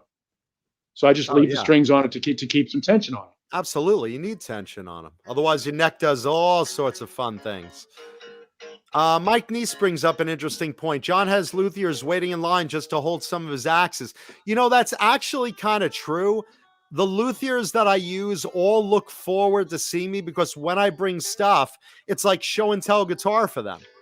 They get to see all these cool or celebrity axes or something. So my luthiers are kind of fascinated with the stuff I bring them, and like, wow, you have that? And stuff like that. So that's interesting. And then Dan of New Jersey says, John, it's very satisfying to do your own setup. Take some time to learn, but once you know how, it's not that hard. I just don't want to bother learning when these guys, some of these luthiers are really, really good. I mean, really, really great. And they get them pinpoint perfect. I don't want to try to be like them. I'd rather just give them a couple of bucks and let them do it. I want to enjoy playing it. And then I want to do things, to work. I have other things to do. I don't want to learn to be a luthier. Let these guys that are pros, let them make a living. You know what, though, John, I'm gonna go ahead and disagree with you there. I think that changing the strings and cleaning the bridge and I don't mean like polishing and making your guitars look like they should hang on the wall like a piece of art, but I do think that changing the strings is a moment of zen that connects you. And I know that sounds weird, but it doesn't sound weird. But what I mean? Like Steve Vai is one of those guys that talks about, I take the C, I take a note, one note, and I ruminate on it, and I meditate on it for hours at a time. Try to figure out how many different ways I can play it on the neck and what it's saying to me. I think changing the strings on a guitar is an intimate moment with an inanimate object that gives you a chance to kind of get a feel for what it is and takes a little bit of pride. I don't know what it is. It's almost like brushing a dog, or there's just something to it. If music touches you in that way and you're bonded with a guitar, I think changing the strings on it is sort of an essential part of that bonding. And I had a Cub Scout leader that touched me in that way. Oh wait, what are we talking about? By the way, people are asking about it. This is a 1999 ESP USA custom Eclipse. They made these for a couple of years in Hollywood. It's a bolt-on neck because that's how they made them back then, like all the ESPs. And this is what all of those LTD EC1000s and all of the LTD single cuts are based on, is this guitar. But this is the American version, and it's the actual ESP versus the LTD. EMG 81s in it, active EMG 81s, and a little volute on the headstock, a la ESP. No. Similar to the Norland Les Pauls. Similar to the Norland Les Pauls, yeah. Single body mahogany with a top, nice flame. This is I forget what this is, a red. This isn't a flame, it's a quilt, but it's a red quilt. I forget what they call it. But just an outstanding guitar. I am a Les Paul guy. I love Les Pauls, but this is a Les Paul for shredders. And let's give a quick shout out to Josh Jones, who's in the chat right now. The amazing Josh Jones, speaking of shredding. My favorite, quote unquote, unknown guitar player in America. Yep. Absolutely. I talk about this, and Caleb was very nice to send me a nice note because he heard I was saying nice things about Caleb. Caleb Rappaport and Josh Jones are the two best guitar players I know right now. I agree right now. Yeah, they're phenomenal. I do. Yeah, no, I have to agree with both of those. But no, look, make no mistake. I am competent enough to take apart guitars, change tuners on guitars, change pickups on guitars, change bridges on guitars, take apart bridges and put them back together. I do. I actually did that last week. I took apart a guitar and just basically stripped it and changed out all the hardware. I do stuff like that. I have a lot of tools. I have, soldering and wrenches and drivers and all sorts of stuff. I have all that shit. I just don't want to do a setup that I'm not as good as a luthier I could give a couple of bucks to and have him set it up the right way when it comes to something like a floating bridge. Oh no, I get that's, and I think it's funny I say that. Most of my guitars are fixed bridges. Are fixed bridges. Yeah, they're stop bar tailpieces. Again, Les Pauls are my favorite guitars, so it's easy. I only have a couple of guitars with floating bridges. I take that back. I have more than a couple, but I have the great majority of my guitars are literally the Tune-o-matic stop bar, type deal for whatever reason. But I know, and one of my favorite luthiers is the same guy that Caleb uses. Our guy Sal. He's amazing. He's just terrific. Really, shout out to him. And I just know he's done this for 30 years, whatever. He's going to get my guitar just perfect and fun to play. I'm going to be able to do it, but he's playing with the truss rod right and getting the action right and getting the height on the bridges right. I mean, he's just so much better at it. Why am I going to even try? Now, a basic string change on a fixed bridge, no problem. Change on a V-Trem or on a Kahler, no problem. Changing out certain things like a pickup or tuners or something, no problem. I have the tools for it. I have no problem doing it. But I just don't want to even try to match the skills that someone could get my guitar like really, really perfect. He's just better at it than I am. It's like, can I refinish a bathroom? Sure, but I'd rather have a contractor do it. It's funny because there's a certain level beyond which I won't go. I rarely pull the neck on a guitar. I'll make a truss rod adjustment. I'll do the intonation. I don't solder. So if I want to put new pickups in a guitar, I have someone else do it. I don't solder. It's not, I can do it. I just choose not to because I don't want to screw it up. I don't want to get it sloppy. I want the shielding right. I want everything right. So I don't solder. I don't change pots. But the maintenance stuff, the basic maintenance stuff, yeah, I do that. I mean, I'll change tuners. I've changed tuners on guitars and things like that. But yeah, and even with my motorcycles, I work on my motorcycles to a degree. I work on my truck to a degree. The motorcycles, I'll do anything that I don't need a compression tool for. So in other words, I'll change the oil, I'll change the wires, the spark plugs. I won't do electrical work. Same thing with my guitars. I won't wire a guitar. I won't wire my motorcycles. I won't do electrical work on my trucks. That's electrical stuff, and it's beyond my scope of expertise. Can I do it? Sure, I can do it. Do I have enough confidence in doing it that I wouldn't mind screwing up the wiring of my guitar and then have to bring it to somebody to fix it anyway? No, I don't have that level of proficiency with it. Now, that comes with experience, and I've got a guitar, that first guitar that I got, that Allegretto Les Paul copy, that would be my, okay, let's try it with this guitar, because if it gets screwed up, it gets screwed up. I wouldn't do it with this because you won't find another one. I wouldn't do it with a Les Paul. I wouldn't. But if I had a cheap Squire or something that could be the litmus test or the the crash test dummy to work on to get my proficiency up to that level, sure. But I don't have any of those guitars. I just, maybe I should build one. Maybe I should build one from scratch and then get that feeling. Like John Biel, also, John Biel, not the greatest guitar player on the planet by his own admission, but he did take the initiative to take a body and a neck and parts and built a guitar because that's what he wanted. Like he felt the need to have that experience. I don't feel that need.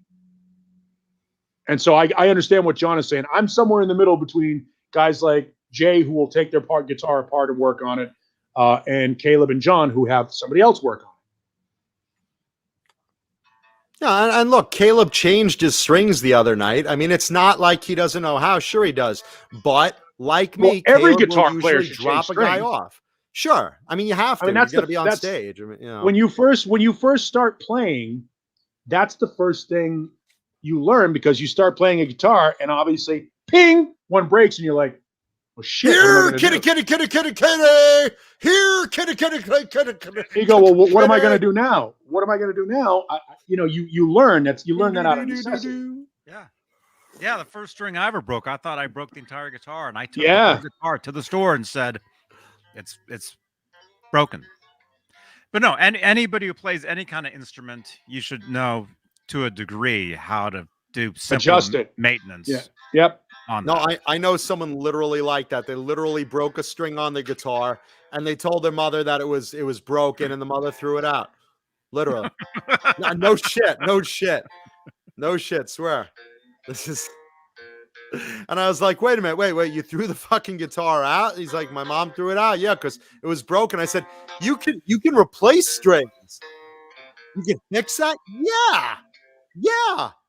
You didn't know. Mm-hmm. There you go. But no, I will say this. I did learn some things from that show. I don't know if I will put all those skills to use, but the two things that show reminded me to do is, Johnny, you have those T-wrenches, right? Those long T-wrenches that go on the side of a Floyd Rose. I got the one. Somebody sent me one years ago. Where is it? It's up here. By the way, answering a question from the chat, Mike Neese, I have two basses now. I have a Deane EABC acoustic, and I've got a Fender Aerodyne Jazz, which I love. I used to have several other basses. I'm actually a better bass player than I am a guitar player, but I don't own many basses right now. There you go. See, I need a set of those. Adam, are you listening? Adam at FU Tone, are you listening? I need a set of those. But don't send them to Johnny, because we'll never see them. We'll never see them. Yeah, Johnny's on the air the other day. He's like, yeah, I got a whole bunch of these. I forgot even what he was talking about. But I know Van Halen guitar picks. He's like, yeah, someone sent me a couple. In fact, they sent me a lot of them. And all I'm thinking is, to Neanderthal. Johnny's like, To John Mancuda. Yep, someone sent me a lot of guitar picks.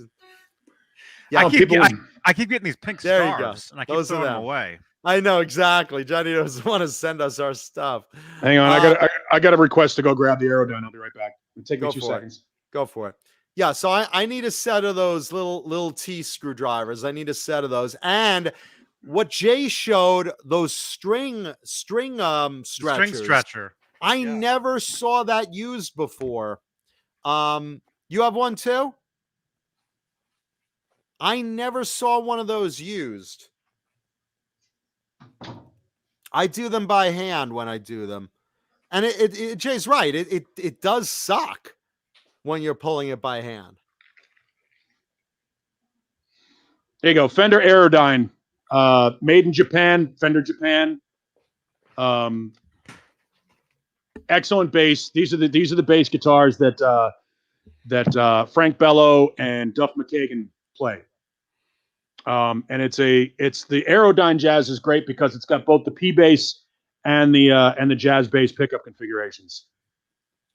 And they're cool. The dot markers are on the top of the neck, so the neck is completely clean. And I was actually looking for a different bass when I bought this, and I'm so glad that I ended up buying this one. And I haven't played it, and it's in tune. Nice. Now, Paulie, do you want to change your own strings on that? It's funny. Listen to how dead this string is. It's just beat. It's hard to tell because it's a bass. Well, here, you hear how bright that is? Yeah. Oh yeah. It's just beat up. Yeah, this is a fun bass to play. But there you go. So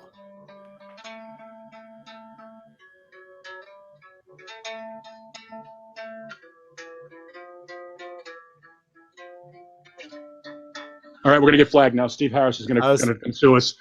I was about to say any second now, Johnny's gonna lose his shit. Right now, they're typing the notification to Johnny right now. You've got mail. Yeah, so those string stretchers, show it again, Johnny. I've never seen those until last night. That I discovered that last night when Jay was using it. And yeah, it does. Stretching strings is a bitch on your fingers. So yeah, that's very cool. So Adam, send me one of those too, please. Paul, what do you need from Adam? I've got nothing from anybody. The only thing I've ever gotten was Colonel's popcorn from Charles Green. I've never received anything from Vinum. I take that back. Jason Becker's family sent me some Swiss picks. Thank God. Thank God for the family of Jason Becker. Thank God for Jason. God bless Jason Becker. Continued good health. The world is a better place because you're in it. And his family was nice enough to send me some Swiss picks. The Jason Becker blue cheese Swiss pick. Thank you, Jason. Thank you, Swiss picks.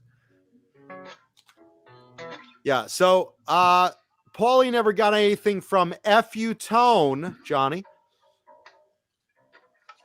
You want to hot rod your guitar? You like this lead in? You want to hot rod your guitar for everyone except Paulie? Go put this back. Because for everybody except me, Paulie, I don't get shit. Paulie hasn't gotten anything from Adam at FU Tone.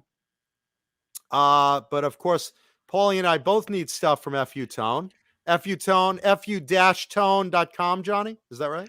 Hey, any complaints we get, Paul, you can have them. Johnny, help me with the website. fu-tone.com. When you want to hot rod your guitar, they have all sorts of stuff. You can upgrade your guitar. You have noiseless springs. You have titanium saddles. You have bridges, tuners, all sorts of cool stuff to hot rod your guitar at fu-tone.com. fu-tone.com. fu-tone.com. So, Adam, are your ears ringing? Paulie and I need some stuff. He was in my chat yesterday. I don't get anything. I never ask for anything. I don't get anything. This is very unfair. I want you to have stuff. I agree. I want stuff. Send me some stuff. I'm putting out a plea. Adam, please. Paulie and I are desperate. Desperate. We're desperate. Well, John's desperate. I'm just single.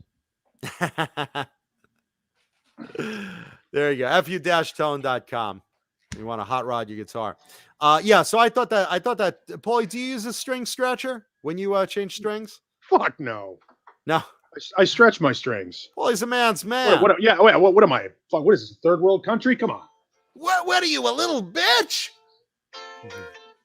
Yeah. Now, I think it's a cool idea. I was watching Jay use it last night. I thought it was a cool idea. So, by the way, if you think it's a cool idea or you're just enjoying the show or for no reason at all, take a second, hit the like button on the video because why not? It's free. It's free. So hit the like button. Thumbs up, please. Thank you. Let's talk a little bit about this. Dane Zimmerman, who owns Zim's Guitars here in Mesa. I was at the shop on either Saturday or Sunday. I forget which day it was. And somebody brought in a guitar. He did a trade, like a multiple guitar trade. And he just threw in a Yamaha 12 string. Now, this Yamaha 12 string, apparently the action was so high on it that they needed to do work on the neck. Get out of there, buddy. Out, back. The action was so high on it that they had to do some work on it. They couldn't, now you obviously can't drop the bridge on an acoustic guitar. So what they did was they took another slab of rosewood and put it over the fingerboard and added a second fingerboard on top of the fingerboard that was there. So the neck is like a brick. The neck is it's like putting your hand around the end of the business end of a Louisville Slugger. It's like John Holmes' cock or something. You can't. It's an ESP, Metal God. It's the thickest neck on a. This is a thin neck. That is the thickest neck I've ever felt on a guitar. We had Jim Torgerson was in there playing it. I was playing it. Dane was playing it. After about 8 minutes of playing this thing, your hand cramps, your fingers can't get around it. This guitar, but that said, the craftsmanship, whomever did it, because it was done in South America, like down in Guatemala or the Dominican Republic or whatever, whoever did it did a fantastic job of getting the slab of rosewood. Fuck, it could be Brazilian rosewood, who knows?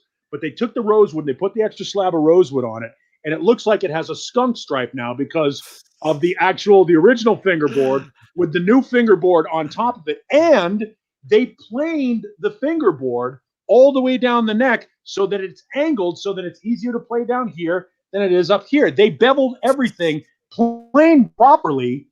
And the craftsmanship on it is phenomenal. The guitar's unplayable, but you got to give credit for the guy who did it. The workmanship on it was stunningly good.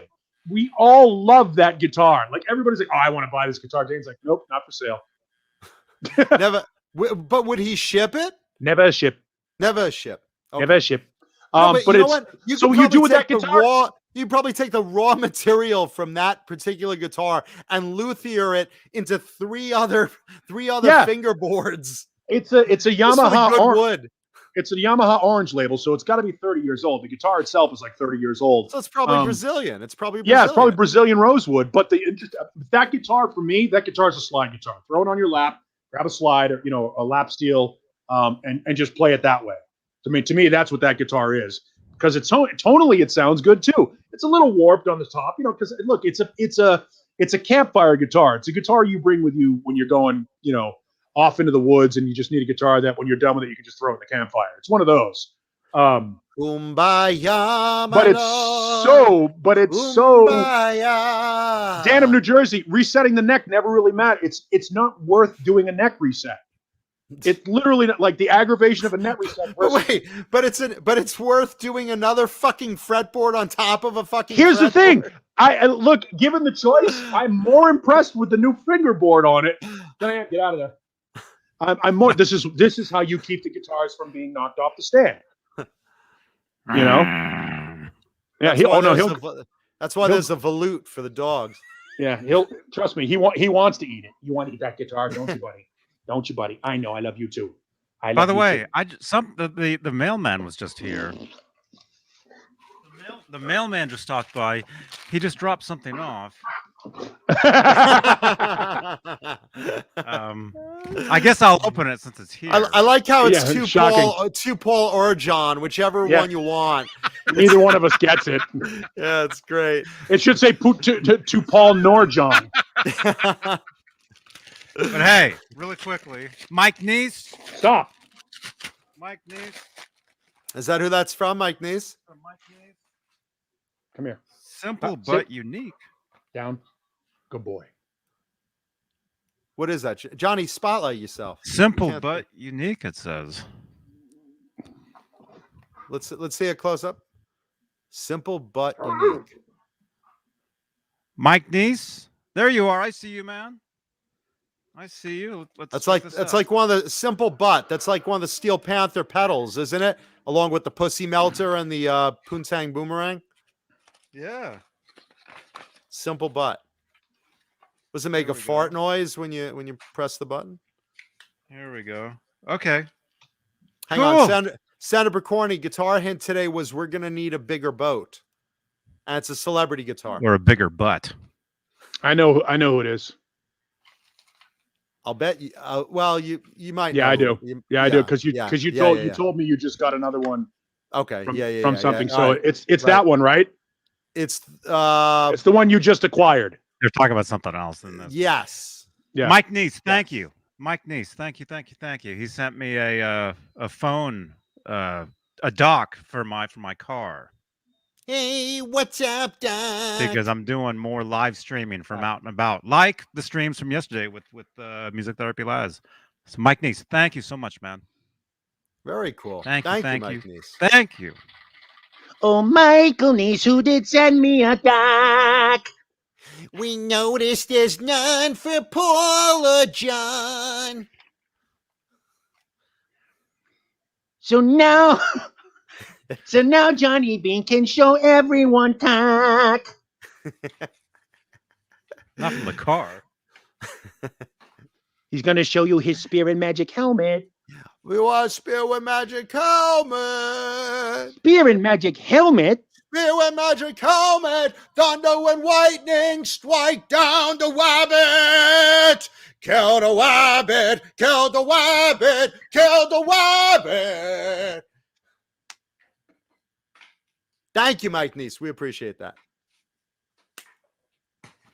Thank you, Mike Neese. Thank you, everybody. Thank you. Thank you for not sending Paul or John anything. No spear, no magic helmet. But that's okay. Adam at FU Tone is going to take care of us, Paulie. Because I put it out there in the universe. And I have a feeling. Is he frozen? He's going to get that message. He's frozen because look, the dog is there too. Oh, jeez. Brought to you by Tessie.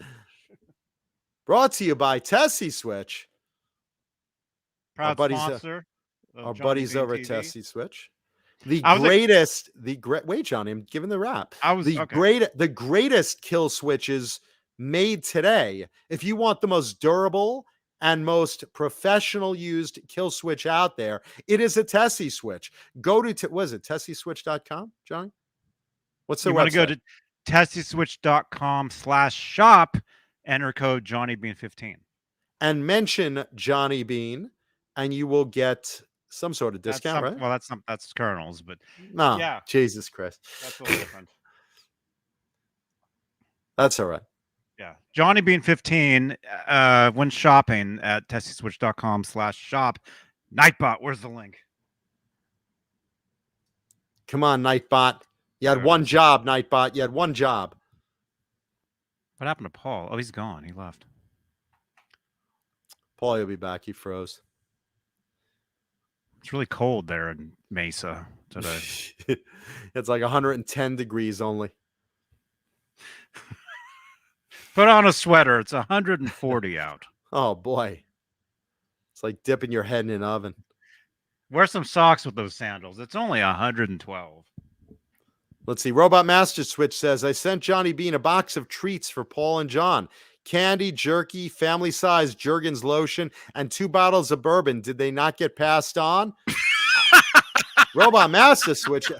I saw Johnny sipping bourbon on Saturday night. Friday, I saw both him and Jay chewing jerky. What the hell? And Jergens lotion. I know someone else was stroking off with that. I know I wasn't. I wish I was. I've got cracked skin. I've got a crack in my skin. Robot Master Switch, thank you again for that, man. And Robot Master Switch, I will see you weeknights. Through your window at night. Weeknights, I will see you over on Twitch. There's a town I know where the hipsters go called Bedrock. Twitch. We're building up an audience over on Twitch, doing some GTA weeknights, 10 p.m. Pacific, 1 o'clock a.m. Johnny has no shame. Johnny will broadcast anything. Yeah, we're playing Grand Theft Auto. Yeah, why not tune in? Oh, it's great. Robot, tell them. No, like nobody understands it. We have a great time doing this, and people are our videos on Twitch we're getting over 100 views now. Much love, Sandra. Much love. Good night, Sandra. Thank you, Sandra. The great Sandra Picorni, everybody. Robot, tell them this, because he doesn't get it. He's like, how come these people don't understand how awesome this is? Right? Yeah. Watching Grand Theft Auto, it's awesome. It's just like watching Ninja, but cheaper. Oh, you watch Ninja? No, but I've seen him. I've seen him play Fortnite. Mm-hmm.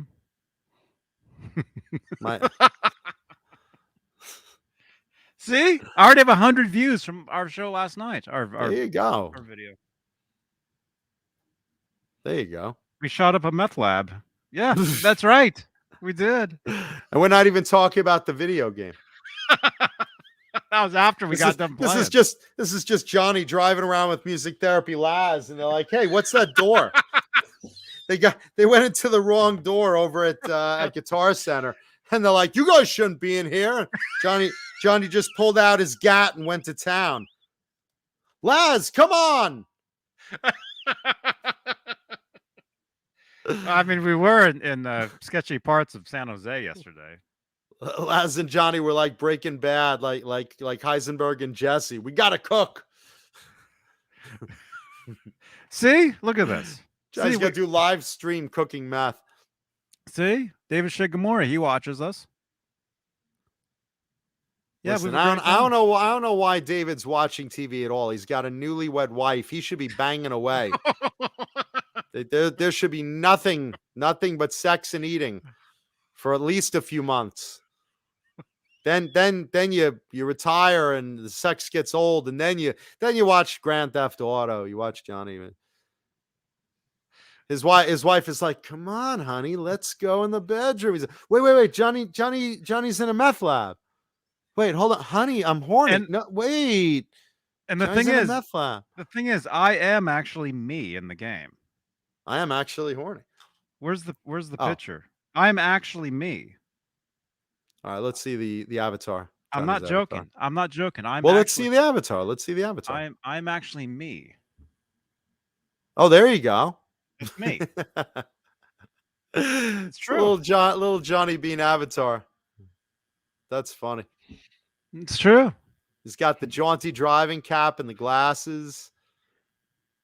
That's very funny. I mean, who else would you think this was? All he needs is a Tessie Switch shirt. If you saw that, who would you think that was? Yeah, it's me. I would absolutely say that's you.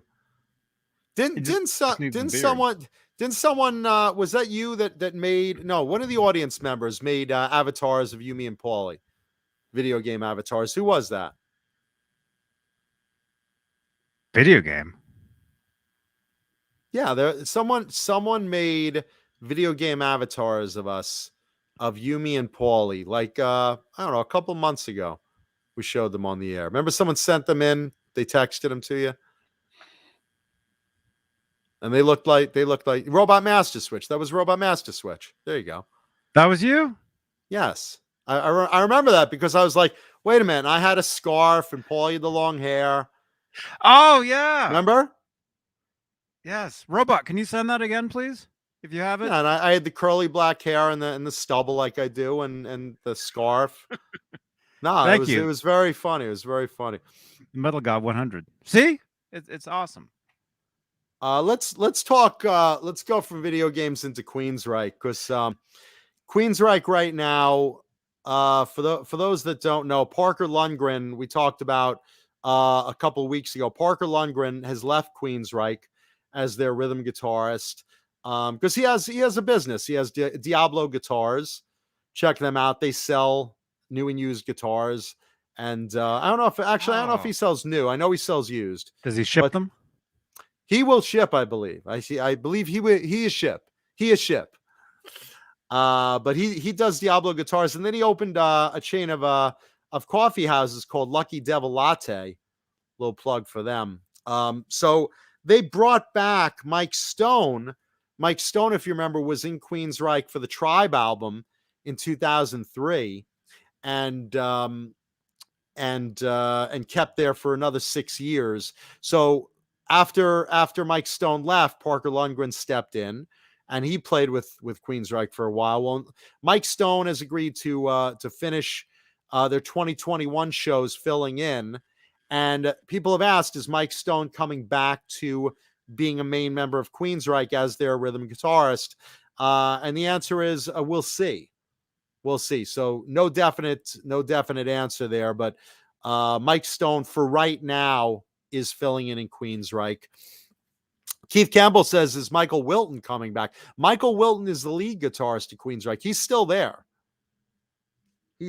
He became lead when Chris DeGarmo left. Michael Wilton became the lead guitarist at Queensryche, and then they got moving up the ladder there. He moved up the chair. Right, because he went from rhythm guitarist / co-lead to full lead, and when Chris DeGarmo left, and it's an upgrade in groupies too. And then Mike now you're getting the A-level pussy. See, because there's the B-level pussy and there's the C-level pussy and the D-level pussy. D-level pussy has no chance of getting backstage. The C-level pussy, they're the ones that are blowing the guards and the guys for backstage passes. The B-level pussy is who the bass player gets and the drummer gets, and then the A-level pussy is for the guitarists and the frontmen. So that's how the pussy echelon in the concert works. So yes, Michael Wilton is up to A-level pussy, and now Stone is moving up to the A-level pussy as well. Yeah, awesome.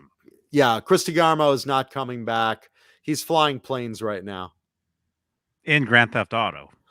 He's the getaway. He's the getaway for the coke dealers in Grand Theft Auto. We could have used him last night. They load him on the plane. You see Chris DeGarmo turn around. Hey guys, I'm flying the plane. Here's my co-pilot Bruce Dickinson, and they're flying away in the plane. We could have used him last night in the heist we did. Nice. So there you go. So that's Queensryche news. I don't know if Mike Stone will come back or if they'll find a new one, but Parker has basically said, look, I had a great run with Queensryche. There I am. There's my avatar. No resemblance, right?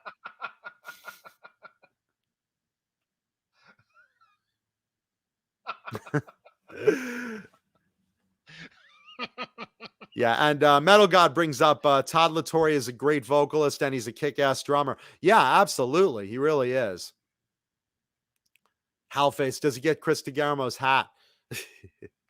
I love that hat. Him and Mark Kendall of Great White both had, and Richie Sambora, all three had that Western black hat with the silver inlets on it. Mm-hmm. That's fun. And yeah, Metal God, Todd LaTorre was fronting Crimson Glory for a number of years. Yes, and he very, very, very similar voice to Chris DeGarmo. So yeah. You have a rocket launcher called the Bris. You don't know what that means? Let me show you what that means. A bris is a Jewish circumcision. Now, oh my gosh! Johnny, put it back. All right, I'll put it away. It's too small to see anyway on camera. Well, that's why I needed you to isolate me so I could zoom in on that thing. It's like a belly button. Anyway. So yeah, Todd LaTorre. They did 3 albums with Todd LaTorre. Todd's still in the band, and Michael Wilton is still in the lead. And now you have Mike Stone playing, and of course we wish Parker well with his endeavors and Diablo guitars. If you're looking for something interesting, check him out. Is Frozen Paul still in the green room, or is he unfrozen that? He's gone. He's not He's here. gone. Oh boy. Yeah, we knew we would have some tech issues. I didn't think that would be it, but okay. Anyway, come back in if you unfreeze, Paulie. Let's see. Let's talk about Skid Row now. Skid Row, we talked earlier that Sebastian Bach was making a big deal that all of his shows were going to feature the Slave to the Grind album, Skid Row's second album, live. And he was going to do the whole thing. He was going to perform with his band, the entire Slave to the Grind album, as part of his set. And that was something Sebastian made a point of. And Skid Row at the time didn't say anything. They weren't planning on celebrating the 30th. In fact, they basically said, yeah, we're not doing anything. We'll celebrate the 40th anniversary. Ha ha ha. Well, as it turned out, they played in Texas recently, and lo and behold, they was it Texas? I think it was. Let's see, was it Texas? I think it was Texas. I forget where they played recently, but they performed along with whoever is fronting Skid Row. I'm not sure, John BL.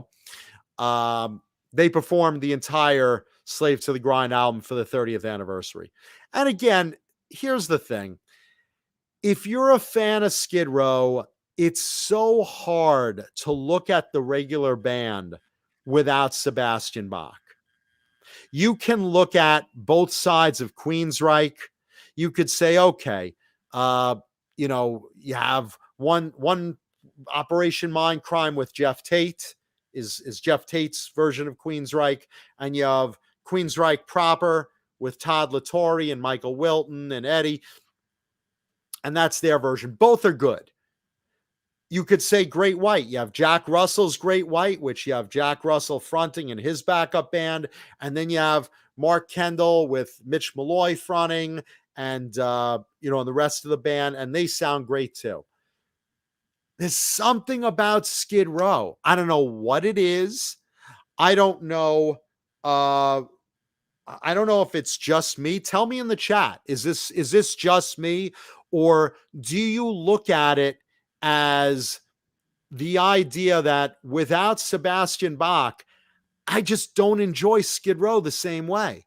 There's something about, I'd rather see Sebastian Bach. He was such an integral part of Skid Row's sound. I'd rather watch Sebastian Bach and his band doing Skid Row's music than Skid Row proper with Scotty Hill and Snake Sabo. And again, I love Dave Sabo. I love Scotty. God bless them. And it's not that they're bad. I just don't see them having that magic. Metal God 100 says the dude from Dragon Force is on vocals. No, that's not Herman Lee or Lee. It's not Herman Lee. Who else? Which dude from Dragon Force is now the frontman of Skid Row? Charles John Green B. is answering. Well, John B. I'm asking the chat. I'm asking the chat because the chat. And yeah, Sebastian Bach was hilarious in Trailer Park Boys. Absolutely, I agree.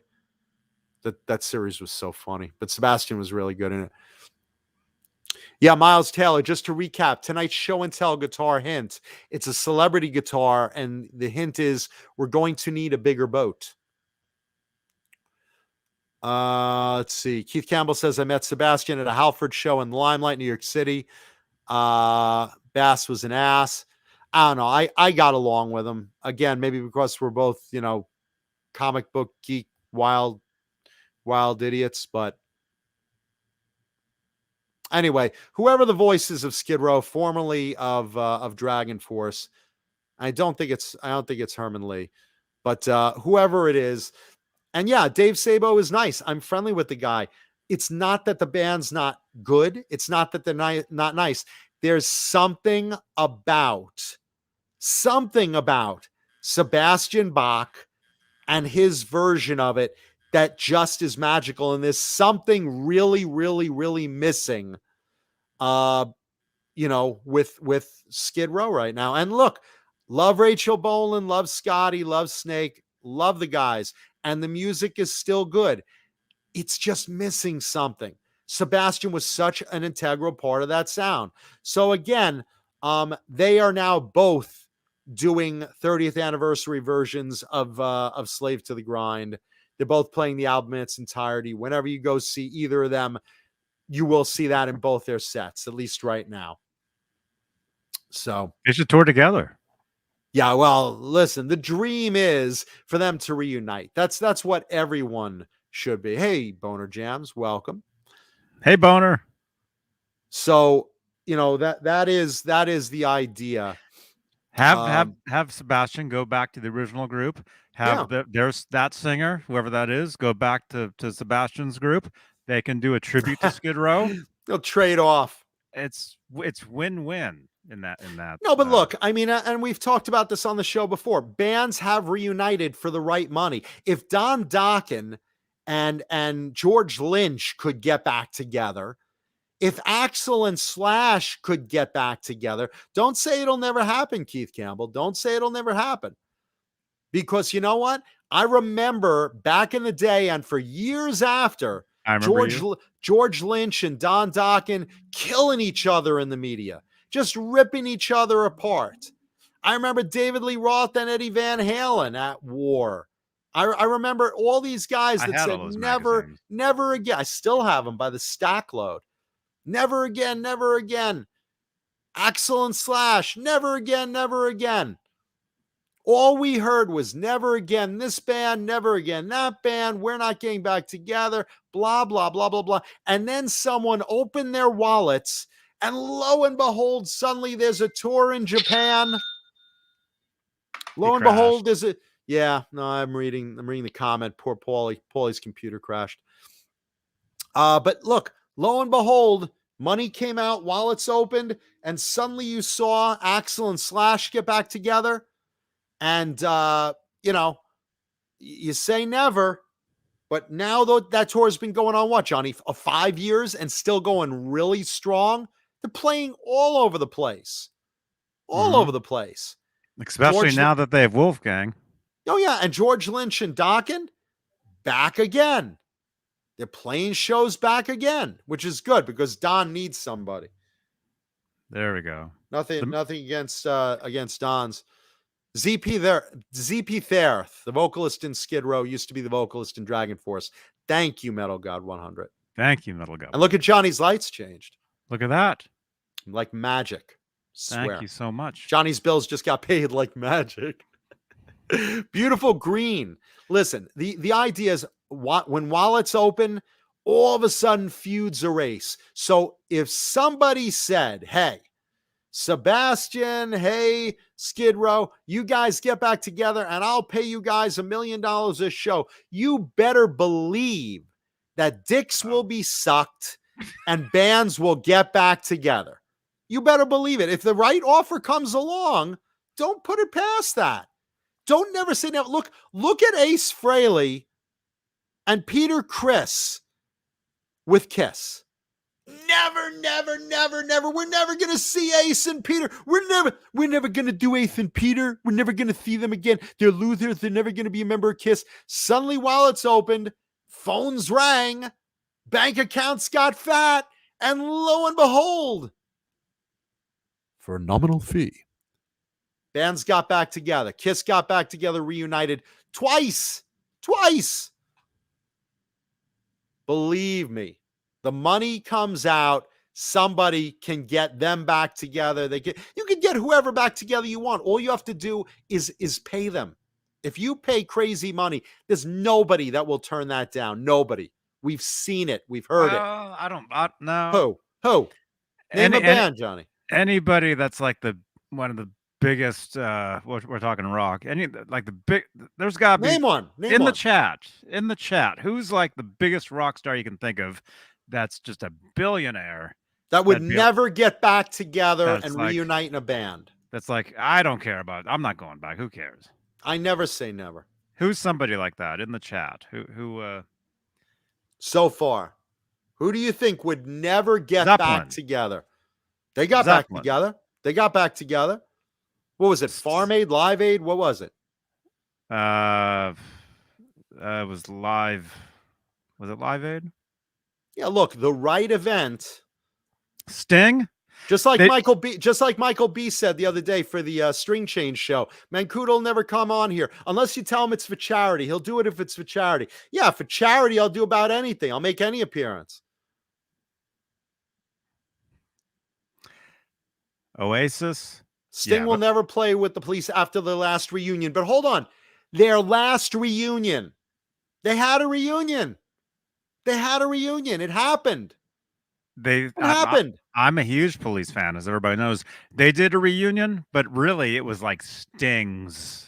But it happened. They were all there. They were there. They were all Stingified versions of Police songs. None of it sounded like actual Police. It all sounded like Sting version of songs, which was still good. Steve Carmichael says Paul McCartney and the Beatles.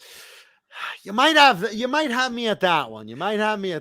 But Lori, did you see who we had on Saturday night? The girl from the Hot for Teacher. The girl from the Hot for Teacher music video was on with us, and she posted a meme the other day. It was a meme of Paul McCartney, and it says on there, "What was it like being in the greatest rock band of all time?" And Paul's saying, "Well, I don't remember being in Van Halen." God bless Paul McCartney. He's the greatest. Crosby, Stills, and Nash. I'm waiting for my offer. When's my check in the mail? I'm ready to go. Yeah, no, Crosby, that's not Stills, happening. and meh. Crosby, Stills, and meh. They'd sooner get JoJo the Chimp rather than you back in there. You dumb fuck. Yeah, I mean, you can't go with guys like the Beatles or Pantera or anyone that's dead. Yeah, I know. Ozzy's not getting back together with Randy Rhoads. I'm talking for $1 million a show, things like that. Andrew Sevier says crusty shills and hash. Yeah, Rush, yes, yeah. Anyone who's dead, you can't go with. But Zeppelin and Floyd. Zeppelin did it already. Didn't Pink Floyd also get together for one of those like Farm Aid or something? I thought there was a reunion for that also back then. Genesis, same thing. They got back together at one point. My point is, look, for the right event or for the right, and KK Downing and Judas Priest, he there's another example though. KK Downing, I mean, you say never, but you know what? That's a weird example. I mean, let's put it this way. Megadeth, Dave Jr. never coming back to the band. He came back and then he stroked off. He took off, stroked off, whatever you want to call it. He stroked out. Twisted Sister only because AJ Pero passed away, but otherwise you can't say Twisted Sister would never get back together. You offer Dee Snider the right money, you will see a Twisted Sister reunion. Yeah, but see, absolutely. What I'm talking about is there has to be like rock stars out there that are like top tier billionaire rock stars that don't need the money at all. Like Charles Green. Top tier. But some of these guys, it's like they're not like top tier, like stars. I'd say that Led Zeppelin wasn't hurting for money. I'd say that Van Halen wasn't hurting for money. I'd say that Kiss wasn't hurting for money. But you know what? The wallet's opened and people aren't stupid. The right price will get anyone back in the saddle. I challenge it. I do. Sabbath. Ozzy got back together with Sabbath for a bit. Happened. It happened. Bill Wyman would never rejoin the Stones after he left. But do you really care? Not really. Who do you want to see in the Rolling Stones? You want to see Keith Richards? You want to see Mick Jagger? They're both there. I'm talking like main players, like your guitarist and your vocalist. Like when Dave and Eddie separated in Van Halen, that was something different. George Lynch and Don Dokken separated, that was something different. Ace Frehley left Kiss, that was something different. You know, the main play, no one cares if the drummer or the bass player don't come back. Nothing against drummers and bass players, but you know my point. For the most part, it's about the guitarist. Depends on the band. But it's for the most part, it's about the guitarist and the frontman, the guitarist and the singer. A lot of bands replace their bass player. A lot of bands replace their drummers.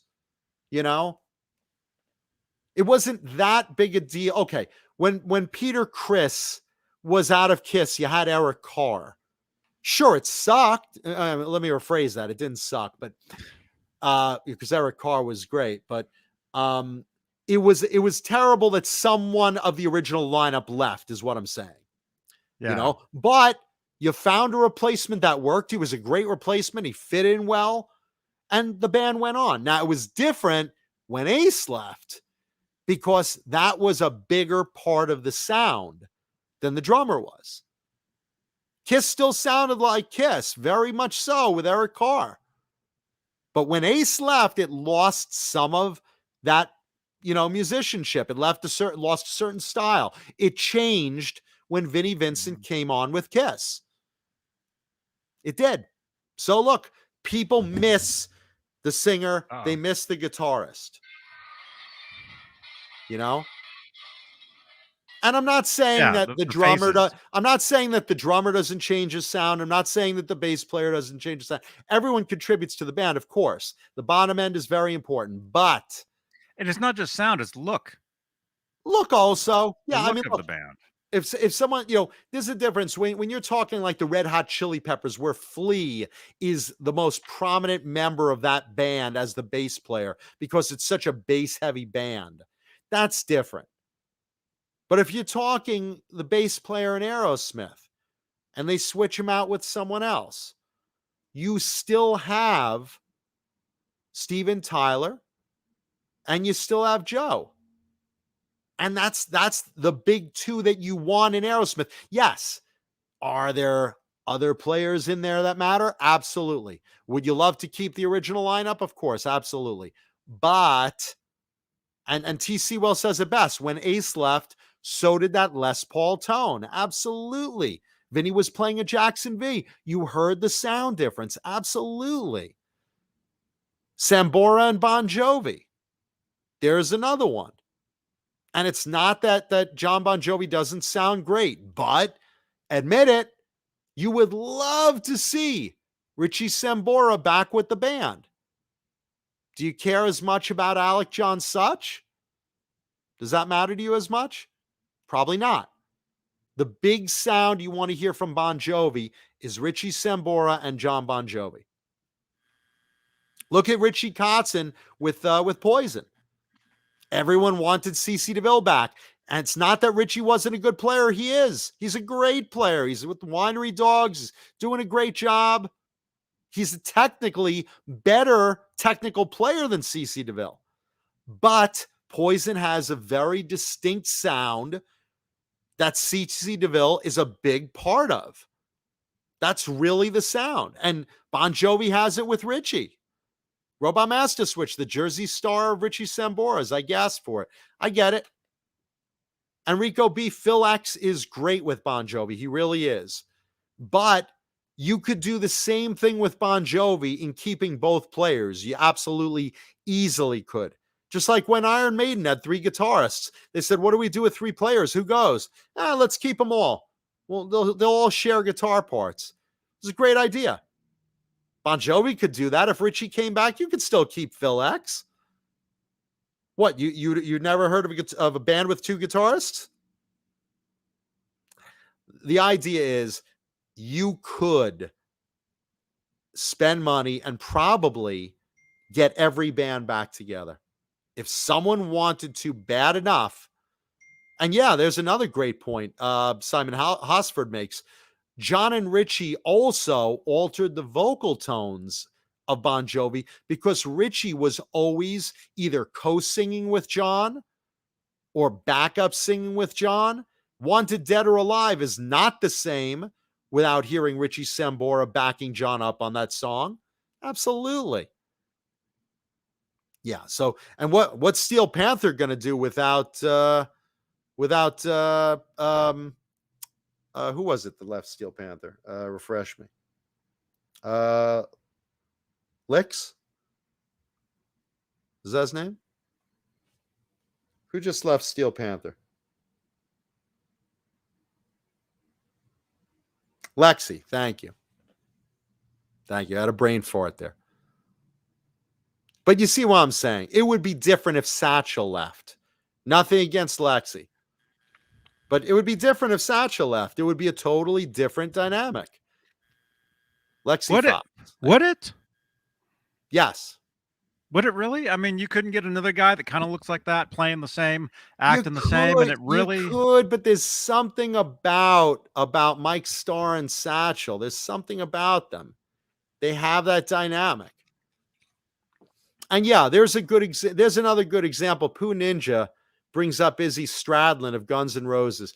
Guns N' Roses had a very interesting two guitar dynamic.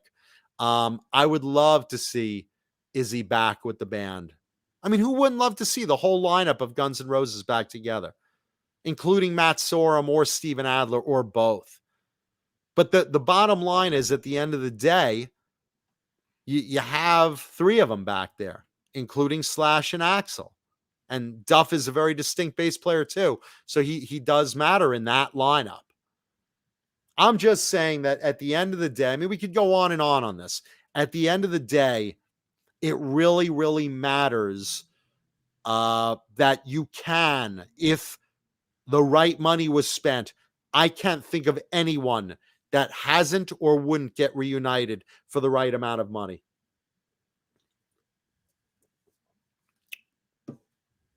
I'm just saying. So there you go. So yeah, don't ever rule out that Great White won't get back together, Queensryche won't get back together, Rat won't get back together, because bigger acts than all of them have at one point or another. Now, make no mistake, I don't know if anyone will spend that much money to see Jack Russell back with Great White compared to David Lee Roth with Van Halen. That's a bigger band difference, so bigger money was spent. But hey, they spent that much. They spent that much for Dokken. And I'd say Dokken and Great White are on a good par.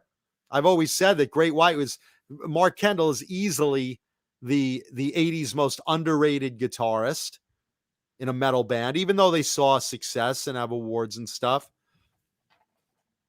E-Flat wants to know, how many Bang Energies do I go through a show? Usually just one. I just nurse one just as the show goes on. But this particular one, brand new flavor Swirly Pop, there you go, is special. It's special because it's a brand new flavor, Swirly Pop. What does it taste like? Actually, it's kind of like a passion fruit. It's nice. It's kind of like a passion fruit. It's nice. Right now, one of my favorites is that new Strawberry Kiss. That is delicious. Holy shit. I mean, they're good, but Jesus, I mean, I think that this one might be actually a 7-Eleven exclusive. So if you want to find, if you're, a lot of people message me that they want to try every flavor. If you're trying to find Swirly Pop, I'm pretty sure it's exclusive to 7-Eleven stores. So check that out. But yeah, the Strawberry Kiss one is fantastic. That one's really, really good. They have another strawberry flavor for the military I talked about once before, but that Strawberry Kiss is really, really great. Dokken only got that much money in Japan. Nobody in the States is paying them that much cash. Let's be honest. Absolutely, Hellstorm. Absolutely. And make no mistake, you look at the love of metal in the United States, in Europe, in the Netherlands, in Japan or Asia in general, it's a whole different world. In the United States, we dabble in heavy metal. We do things like the stadium tours, a big event. We do cruises. We do club tours. In Japan, in Europe, in the Netherlands, heavy metal is still big business. You have to realize something. Baby metal, that girl band, with the young girls with all the metal guitarists behind them in Japan, they fill up Budokan. multiple times. They constantly play this giant stadium in Japan, and they sell out every time. And they do it over and over and over because Japan loves heavy metal. They love it. Have you ever been to or seen, Johnny, all the guitar stores? They have lined up blocks and blocks of them in certain parts of Japan. Our friend Mully has did he do a live? Or Jason McNamara's been there. McNamara, we've probably done a live at some point on the channel here where we walked through some of those neighborhoods and saw those. My friend Alex lives out there. I know there's a huge Japanese market for guitar collecting. Sure. But there's also there's also always been a big market for metal out there. They still sell out metal shows. And, make no mistake, Steelheart in 2017 both in 2017 and in 1996 had huge hit albums there. Steelheart, who was, basically a late level 80s band, came out in, I guess, 1990 with their first album out here. Really, really, good. I'll Never Let You Go, and Everyone Loves Eileen. Sings real high, right? I'll never let you go. Yeah, that guy. Yeah, Mativik. So I always thought that was Mitch Malloy. No, it's not. Miljenko Mativik.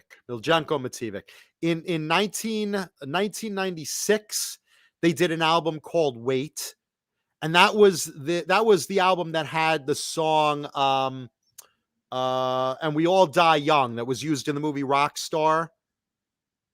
Remember the movie Rockstar with Mark Wahlberg? Never saw it. I saw it. I don't remember it though. Okay, the movie Rockstar. You guys in the chat remember the movie Rockstar. Okay, so in that movie Rockstar, Mark Wahlberg, plays a guy joining an established metal band, Steel Dragon. I think it was based on Judas Priest, but the bottom line is that Mike Mativik or Miljenko is his full name, Mativik, but he went by Mike in the 80s, in the 90s. He basically was the vocalist of a lot of those songs behind the scenes, including that song, We All Die Young, which became a hit. It was on the soundtrack of that song. And in Japan, that album was a huge hit. And same in 2017, they came out with another album that was a huge hit in Japan. Mm-hmm. And bands like Loudness, that's still very big, and a lot of others. And again, baby metal is a huge phenomenon in Japan. And then the Netherlands has a huge music scene over there. They're terrific. And then Europe, various parts of Europe, Germany, all those guys, they love metal. Out in the States, not so much. We're very fickle. We like hip hop and R&B, and that's our stuff. But metal is still very big out there. It actually depends where Sure. in the States. There's still huge parts of the U.S. that are still where metal is still. Sure. Look, in California, we have a lot of clubs that play metal. In Texas and Florida, they have some great shows out there. There's a lot of good metal fans there. A lot of that is overall. A lot of the current stuff is still based in Florida. There is still a big scene for that. Yeah. All those cruises take off from there. Well, that's more of a, that's because cruises in general, a lot of them take off from Florida. And yes, Jeff Scott Soto did some vocals on that movie too. Absolutely. I don't know about Mark Bowles. I know basically Mativik and Jeff Scott Soto did most of the songs you guys heard for that. And, Mark Wahlberg did a great job of lip syncing there. But yeah, that's the scene overseas. So going back to Dokken in Japan, that's why in Japan they paid that kind of money and not in the States. And it's possible that some rich Japanese corporation will say, we would love to see Rat reunited with Warren DeMartini. Wallets will open. Warren may step up. You never know. Same with Great White. Same with Queensryche. Same with any bands that are separated. And we'll never play with you. Skid Row and Sebastian Bach. Never say never, because how many times have we fucking been wrong? How many times? I never thought I'd see Kiss's original lineup again. I never thought I'd see Van Halen with David Lee Roth again. Just happened. You never thought you'd see all these bands together, but it's always a possibility. Not likely, but always a possibility. So there you go. Speaking of Steelheart, let's see, August 20th, because they're in the news too, ironically.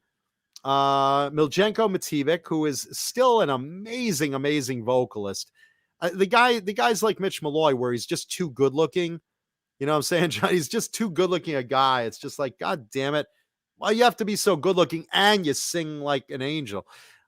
Still an incredible, incredible vocalist. And Steelheart is doing a live stream from a live show in Dallas, Texas. You lucky guys.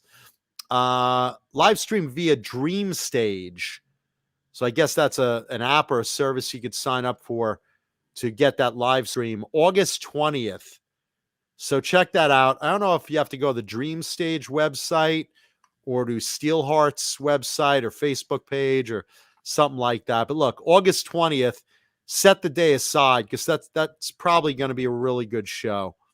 They're really, really good live. And you might not remember this, but Steelheart was opening up for Slaughter. They were touring with Slaughter in the 90s. I think it was maybe 1992, maybe. And Mativic climbed up. He climbed up some sort of scaffolding that was part of the stage set, and it wasn't fastened the way it should have been. And this whole stage rigging came crashing down. 1,000 pounds, smashed him in the head, smashed his face against the stage, broke his nose, his cheek, his jaw, twisted his spine. I mean, he was just a freaking mess. And he couldn't sing and walk or anything until through a lot of rehabilitation, years and years of rehabilitation. 1996, he was able to sing again and came out with the Wait album, Steelheart's Wait album, which was really good. And that had the We All Die Young song from Rockstar. And it had the single Wait, which was #1 in Japan back then in 1996. Think about it, that's a #1 metal hit in Japan in 1996. Think about that, Johnny. 1996. It was all grunge. There was no metal was ever being played in the States at that time. It was all grunge. And yet in Japan, Steelheart was #1 on the chart. Actually, by the late 90s, metal was kind of coming back. I mean, not by 96. Late 90s. It was slowly coming back. Grunge was on its way out. Backstreet Boys and Britney Spears and Aguilera were on their way in. Everybody. Late 1999. Yeah. 1999. 99 love balloons. That's the Australian version. Thank you. Thank you, Steve Supermas. 99 love balloons. Yeah. Wow. So Sebastian Steelheart rather is August 20th. Check that out. That should be fun. That's the 30th anniversary show of their first album, and they're going to perform that in their entirety. So you're going to hear I'll Never Let You Go. You're going to hear Everyone Loves Eileen. Let's see. Keith Campbell is saying who's opening for Kiss now. I don't know. They're still not back on the road. I don't know. David Lee Roth was doing it before the pandemic shut them down. I don't know who's going to do it right now. And by the way, if you're watching the video and you haven't yet, smash the like button. Leave a thumbs up for us. Because why not? It's free. And we are coming up in 7 minutes to the show and tell guitar. Remember, the clue is we're going to need a bigger boat. And it's a celebrity guitar. So hang on for a couple minutes and we'll see what it is. Thrashmelon Fun Riff says 18 in Life had a good message and a gripping official video. Oh yeah. I mean, that first Skid Row album was amazing. Look, for that matter, the second was amazing. I was listening to Monkey Business this morning, and if you listen to the Monkey Business track off the Slave to the Grind album, just if you crank that loud in your house, holy shit, it just sounds so good blaring through the house, and Sebastian comes through that recording so good. I will, by the way, well, I won't give it away yet. And by the way, Sebastian sounds amazing on that recording. Really sounds amazing. It's just such a good song. It doesn't sound the same without Sebastian, boy. I know I sound like a broken record, but the way he has vocals, sounds like a cover band. Vocals sounds like a tribute band if it's a different vocalist. It does sound like a cover band, even though you have the music behind him. Nothing against. Look, I would love to see, Rob Affuso back on drums and Sebastian Bach back on vocals, but it just sounds so different without Sebastian. But that opening note that he just belts out with power, the way Sebastian has that power in his throat in Monkey Business, it's just mind-blowing. I mean, you just want to pull your fucking hair out. It's that freaking good. Let's see. David Shea Gormer, I blasted Monkey Business in the truck with Courtney the other day. Man, that shit was amazing. Absolutely. The way Bass says Slayer. There's nobody who sounds like Sebastian Bach. I'm just reading the chat. And look, we're all in agreement. We all agree on this one. Sebastian is so defining of being the sound of Queens or of Skid Row. It's I'm starting to say, because I was crossing thoughts there, because it's very much like you think of Jeff Tate for Queensryche, and yet they found Todd LaTorre, who sounds just like Jeff did back in the day. So that really lucked out for Queensryche. But certain other bands, I'm telling you, man, you can't replace Sebastian Bach. You're just not going to. He was one of the best frontmen of the 80s. One of the best. He's a presence. You're not going to replace him. So there's that. It's like replacing Rob Halford and Judas Priest. Nothing against Ripper Owens, but you know what? You can't replace Rob Halford. You just can't. He was the guy that movie's based on, the movie you're just talking about. Ripper Owens. Rockstar.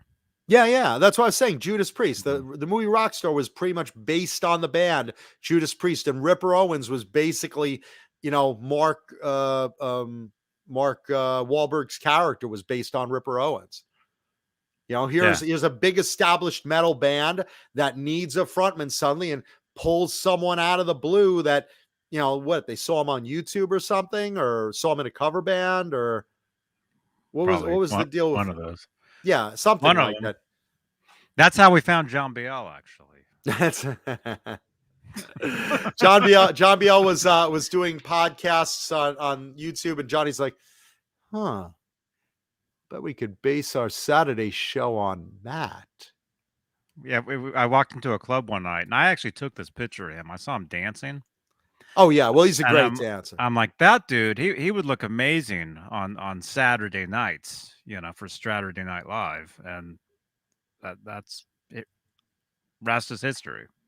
Yeah, and Jay brings up a good point. Skid Row had their only success with Sebastian. Totally. Because once Sebastian left, it wasn't even a matter of the music scene changing, because it did, and yada, yada, yada. But think about it. After, what was it? Subhuman Life? What was the third Skid Row album? Subhuman? John Biel, what was it? Was it Subhuman Life? It was Subhuman something. About. Yeah, I know, you know. Someone in the chat who knows Skid Row. What was their third album? Subhuman Life, I think it was. Something like that. Subhuman Race. Thank you, Jay. Yeah, Subhuman Race. So after that, what did you ever hear come out of Skid Row of note? No, he's not wrong. Subhuman Race wasn't a great album. But it was their third album. It was their third album. The last one with Sebastian. Look, their first two albums were massive and awesome.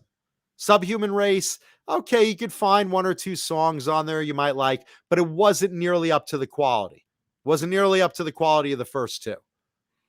But it was never the same without Sebastian. Even during shows now, you can go to a Great White concert and say, man, they are still kicking ass with Terry Lewis. They are still kicking ass with Mitch Malloy. I miss Jack Russell, but they're still good.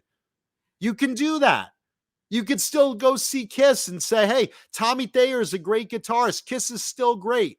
You go see Skid Row. I'm telling you, nothing against them as musicians, but Sebastian was the magic. He was the secret sauce that made that band succeed. If you listen to the early demos of Skid Row before they got Sebastian, their first frontman, I forget his name, but we talked about him on the show a couple of months back.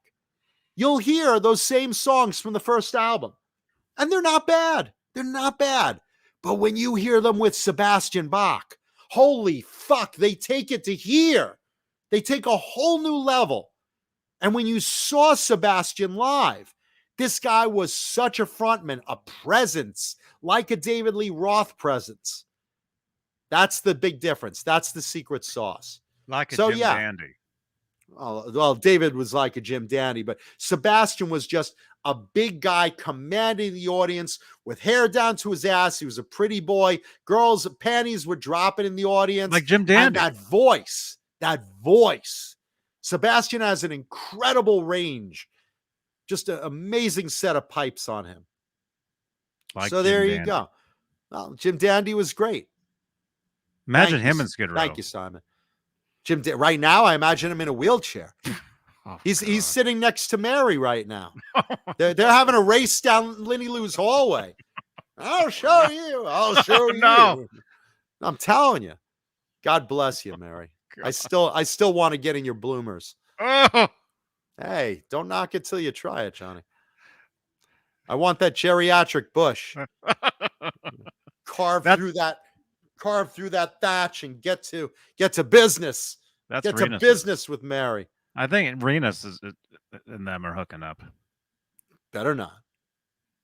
Better not. Don't take my geriatric love. And Black Salami. Well, Black Salami's got that black salami, so you know he's hung like a baby's arm holding an apple. Let's see. And G. Bucknoff says Sebastian could also tie his cock in a knot too. He did that on Howard Stern. I believe it. I believe it. Just like Peter North used to do. Anyway, it is time for Show and Tell Guitar. Pee Wee North. Yeah, Peter North was no Pee Wee, man. He was like the Pee Wee League, the baseball bat. Wee Wee North. Wee wee is French for large penis, like the baguette, Oui. Jim Dandy's got a dandy. Anyway, today's Show and Tell Guitar brought to you by Vinum Custom Pickups, baby. So close, Johnny. Vinum Custom Pickups, maker of the Mancuda Custom, Vinum Custom Pickups, hand-wound custom pickups by Vinum Custom Pickups. If you want a specific tone, you want something special, you don't like your guitar because the tone is terrible, you want Vinum Custom Pickups. Craig Vinum will wind you whatever you want. He has ready-made stuff that will blow your mind. You want to add life to your Les Paul? Put in a Vinum Custom Pickup. He's got P90s. He's got PAFs. He's got things that mimic 59 tones like you've never heard before. He's got 80s tones. You want every color of the rainbow. You want those colors on your covers of your pickups. You name it, Craig Vinum can get it for you. Go to Vinum Custom Pickups website and tell him that you were sent by Mancuda of Talking Guitars and 80s Metal Live. and Craig will take good care of you. Vinum custom pickups. Hand wound quality, baby. Let's also give thanks to our sponsor, delicious Colonel's Gourmet Popping Corn. Johnny? Ned, where's the card for that? Ned, come on, man. You had one job. Delicious Colonel's Gourmet Popping Corn and more. Colonel's Gourmet Popping Corn, the most delicious snacking popcorn in the world. Oh my God. I got sent some. I can't stand it. It is so freaking delicious. I'm like inhaling the stuff. And they have nuts, they have candy, they have chocolate, they have sugar-free chocolate. Phenomenal. Colonel's Gourmet Popping Corn, and mention Johnny Beane or Jay Hannon, and you will get more product. They increase the size of your order at no charge. They give you a ton of delicious, yummy stuff. Colonel's Gourmet Popcorn and more. Kai Matthews, today's show and tell clue was it's a celebrity guitar. And I said, we're going to need a bigger boat. Now, a lot of you guys guessed in the chat that the band was Great White. And a lot of you guessed that it was Mark Kendall's Shark guitar with the leg in the mouth. I saw that guess throughout the last few hours. It is not that guitar. I own that guitar. I've had it on the show. I'm a big fan of Mark Kendall. And very close, though, because the celebrity is Mark Kendall, guitarist of Great White. And ladies and gentlemen, today's show and tell guitar, Johnny. Are you ready? Yes, I am. I'm just having some Colonels. Delicious Colonel's Gourmet Popping Corn and more. Amazing. Oh, would I love to have some right now. Okay.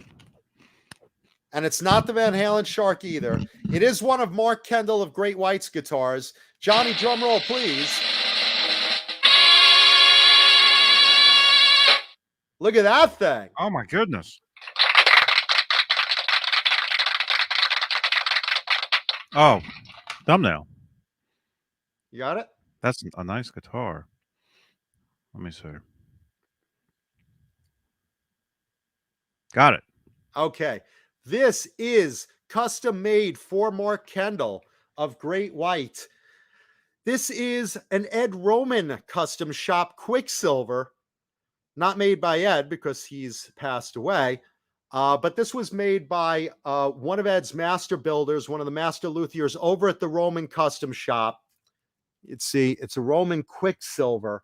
This was custom made for Mark Kendall. Look at that headstock, Johnny. Look how cool that is. It's got like almost like a lightning bolt kind of cat shape coming down there. Yeah. And lightning bolt inlays on this beautiful ebony board. Look at this thing. Kind of like a PRS kind of guitar.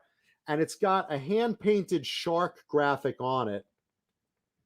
It originally came to Mark with a cross down here. And then obviously, you know, it needed to be Great Whiteified. And yeah, look, you know, we could talk, and we have talked about Ed Roman before.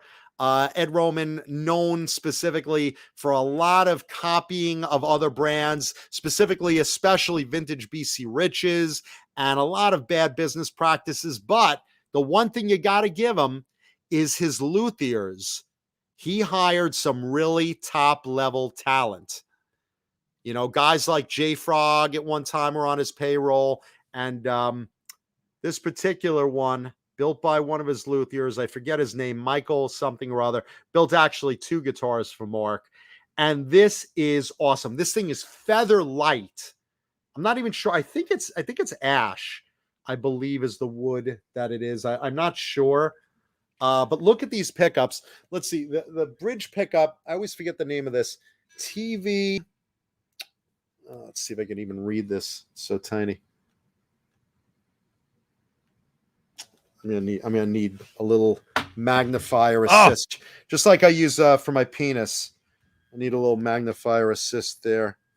Okay, TV Jones. TV Jones. TV Jones pickups, and these are really unique pickups. These are kind of like if you played a 335, but a little dirty, a little bit of distortion, and yet you can get really amazing clean tones out of these. That's what this is like. It's so hard to describe the tones, but Mark switched to these. He originally, hello, as I dropped the fucking thing, he originally had DiMarzio's in it when he first got it, and he thought they were too hot because Mark plays a lot of blues tones and stuff. Let's see. Thank you, G. Bushnell. Yeah, don't drop the guitar, man, Kuda. Thanks.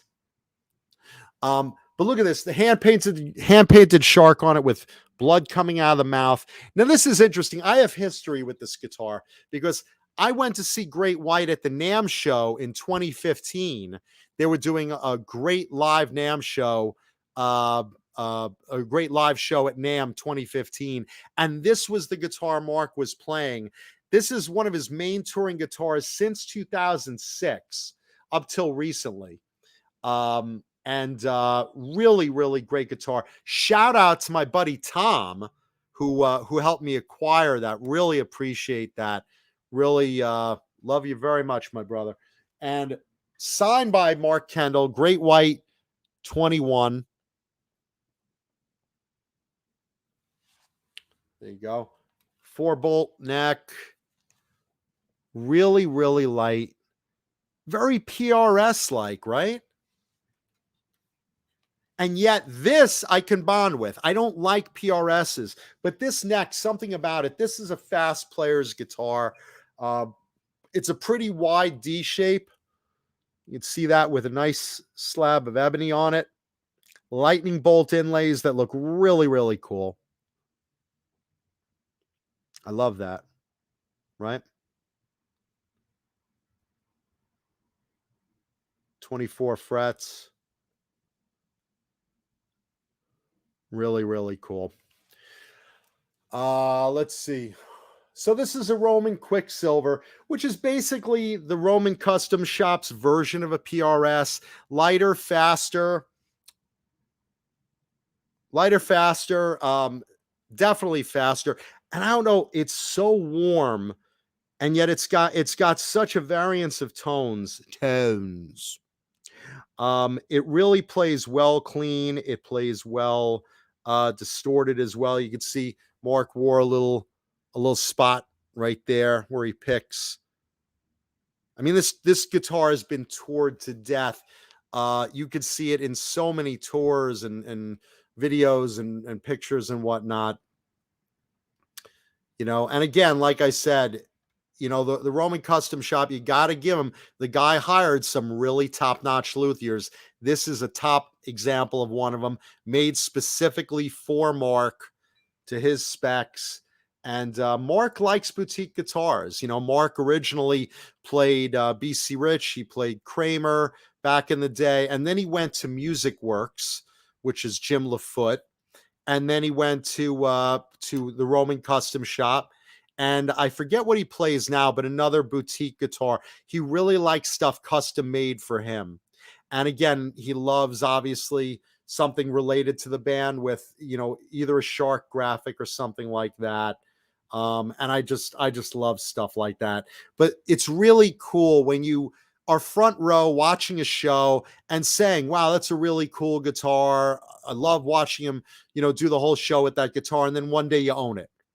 That's what I love about certain celebrity guitars. And like I said, Mark Kendall is easily the most underrated guitarist of the 1980s, even though they had the Grammy nomination, even though the band had an amount of success. And the band, mind you, plays constantly. They're always touring. So they get appearances and shows. I think they're at Sturgis this week. So if you're at Sturgis enjoying Great White, there you go. He doesn't have this guitar with him this week. And let's see, what do we got? Spurzl tuners. If you like those locking Spurzls, that's what these are. I have these on a couple of guitars. They're very cool. And again, very lightweight. The ebony gives it a nice sharp tone. I mean, I just, like I said, you know, Mark is such a great player. and he's such a blues-based metal player. He does a lot of clean blues, and he does a lot of great tones when he plays. But these pickups, very unique, very unique. I never had a set of these before. I asked him about them. When we talked about this guitar, I asked him about that, and he told me, he's like, I played him with DiMarzios for a little while, and then I discovered these, and these clean up nice, and I could still do distortion, but it cleans up nice distorted, and it's just a really versatile set of pickups. So I like those two, and it really, really sounds good in this wood. And again, stop tail bridge, which I like. I play both stop tail and floating trems and whatever, but I like a stop tail bridge. And like I said, I have that attachment to this particular guitar that I've seen him play it, and it's really, really cool. When you can get something that you've seen live and you've admired live, and you like albums that are written on this live. The last few Great White albums were, played a lot with this guitar, or recorded rather with this guitar. So, this was, always seen with him since 2006. I'm very honored to own it. And again, thank you to my friend Tom. Two-way selector, volume tone, very basic control layout, which is really cool. And that's basically the gist of it. I mean, there's, like I said, it came with this I find funny.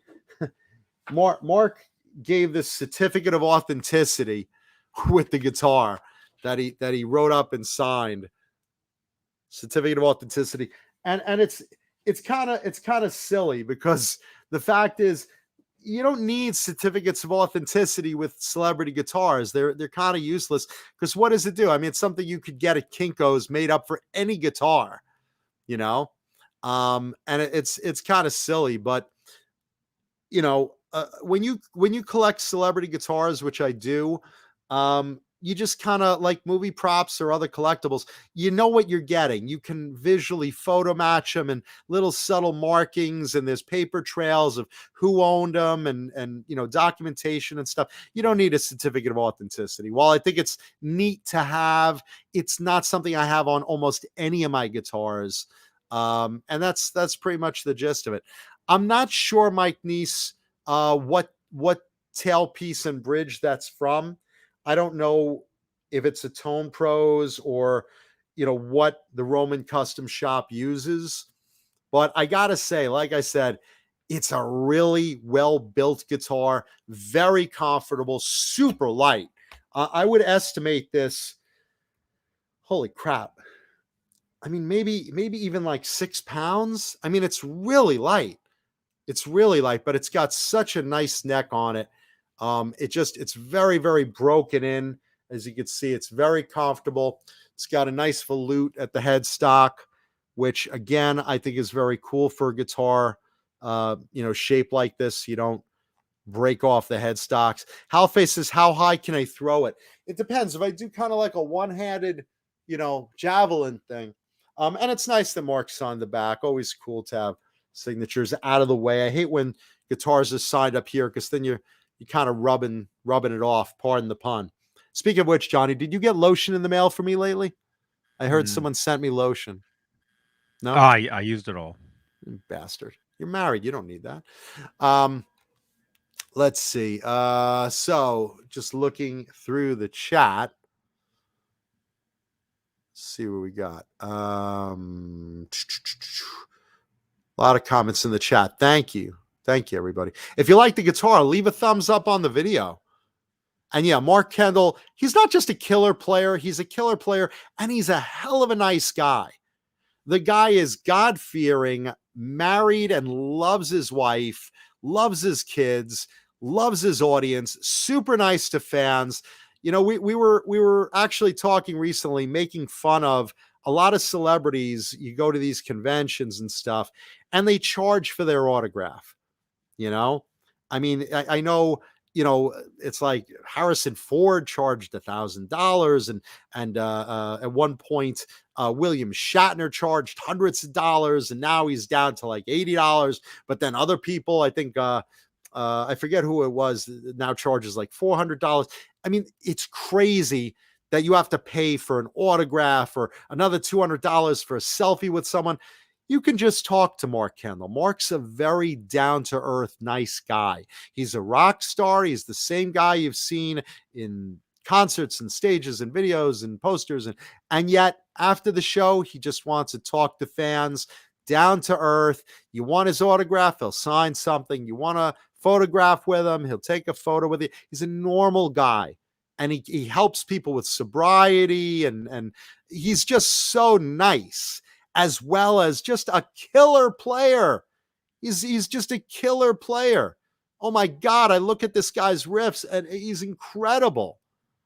And that's a great thing to be. That's a great thing because, like I said, I also love fans and take care of fans with giving them time and stuff. And, when you have someone like that, it's really great to show that you appreciate the fans that you have. And that's totally Mark Kendall. So really great. Let's see. Just reading the chat right now. Sorry, bear with me. Ed Roman loved PRS. I traded him early 90s 10 top custom 24 for 2 guitars. He did. But he basically made his version of it, or not Ed, but his Luthiers made a version of it that really plays better than a PRS. I have to say, I don't bond with PRS. I don't. There's something cold about them. There's something impersonal about them. This is so warm and welcoming and inviting to play. And again, sure, it's broken in, for 15 years of playing constantly. So of course a guitar like that is well broken in, but there's something about it that feels so much better, so much warmer, so much better tone, better playability than I found with PRS, with real PRS. So let's see. Thank you for the compliments, everybody. I'm just going through the chat. Ed wanted to fix what he felt was wrong with PRS guitars, and that was the result, was the Quicksilvers, and that's what it feels like. It feels everything else. Keith Campbell, bluesy tone. That is Mark Kendall to a T. He is a very blues-based player. Let's see. Just looking through. Never a throw. There you go. Thank you, Alice Martina. Never a throw. Anyway, so that is today's Show and Tell Guitar of the Week. Mark Kendall's 2006 Roman Quicksilver guitar, custom made for him by the Roman Custom Shop, toured, played in videos, played in shows. I've seen it live. An incredibly cool guitar. Thank you, Tom. Thank you, Mark Kendall. And this is for all you guys out there. Thank you to our beloved audience. Hope you enjoy this week's Show and Tell guitar. Mark Kendall's Shark Roman. There you go.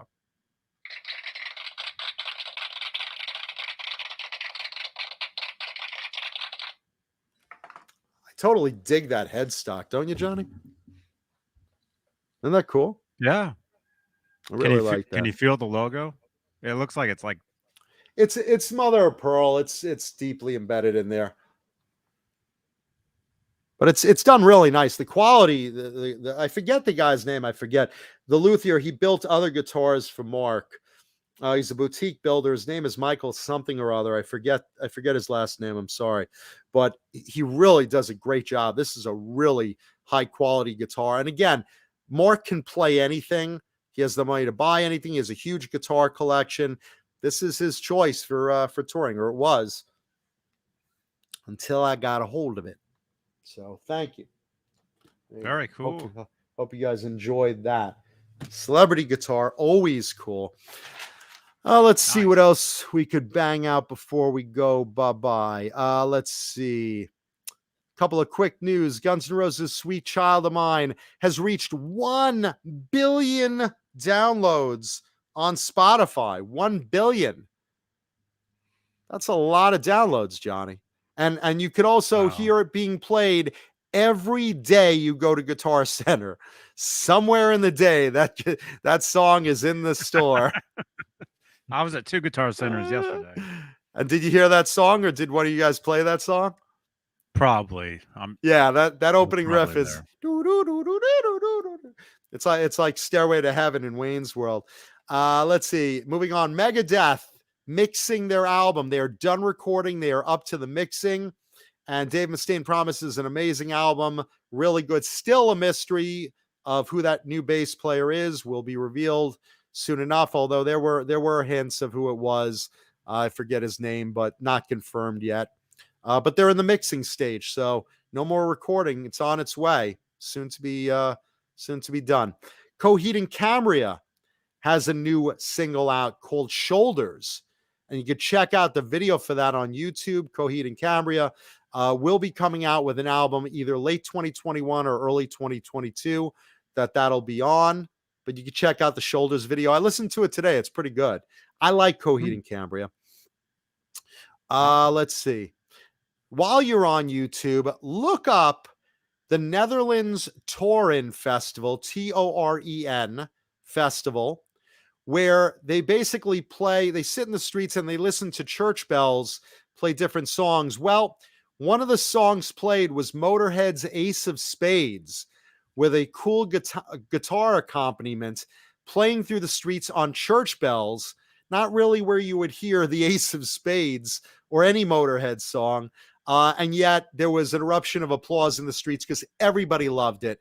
It was an amazing version of the song. Check it out. Netherlands Toren Festival, Ace of Spades, church bells. Really worth watching. Very, very cool. Let's see. Speaking of Motorhead, Pull the Plug, which is what everyone wants to do to my career. Pull the Plug Patches Company has come out with a new line of Motorhead patches and pins for your denim jackets. For those of you that like jackets with pins on them and patches on them, they have the new. What is that, Johnny? What's that? Pulling the plug. Oh, gotcha. Let's see. They have go to Pull the Plug Patches website, Johnny.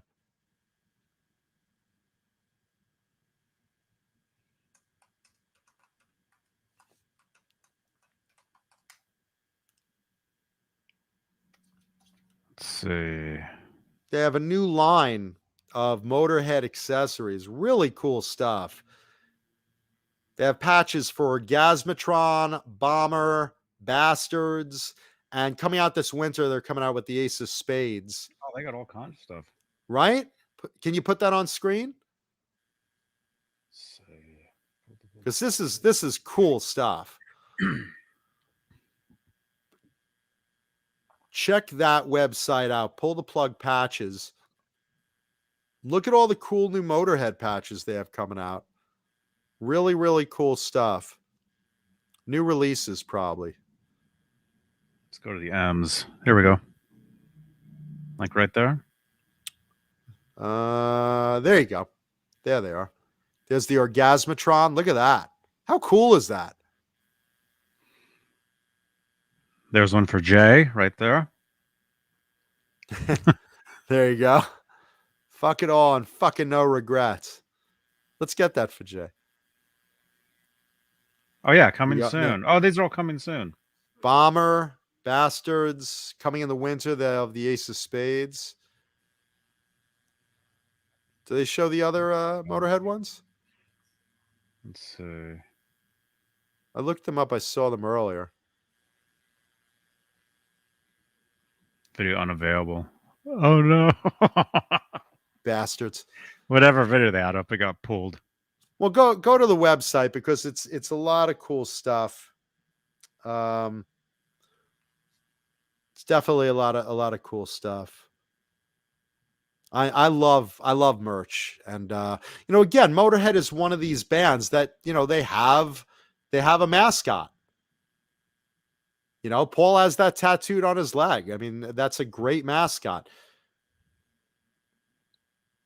Mm-hmm. Just like Vic Rattlehead for Megadeth and Eddie for Iron Maiden, and the robot animals for Judas Priest. Motorhead has that, and in various incarnations. But they have other designs. That's just the Orgasmatron. Cool design. But I wish the website had others showing. I saw it earlier. Oh, that goes to their site. I don't know. Look for it. Oh, you can't see it. Oh. John Biel. John Biel, where is it? Yeah, but look for it on there. Let's see what else we got. Let's see. Mick Mars putting more work into his solo album. So for those that have been asking about the progress of it, he's just been working with Korn drummer Ray Luthiers. I hope I'm pronouncing that right. So Mick is still working on that. So that's still in the works. Especially he's got time now without the stadium tour going on yet. Mm-hmm. So that's a great thing. Because I really want to hear Mick's solo album. I think it's going to be a lot of interesting variety. There'll be some metal and there'll be some other types of music. I'm curious to hear his whole range. Let's see. I know I have one more big story here. Okay, yeah. Ace Frehley's most well-known guitar, his 1973 Les Paul Deluxe, at the Gotta Have Rock and Roll auction house, up for bids.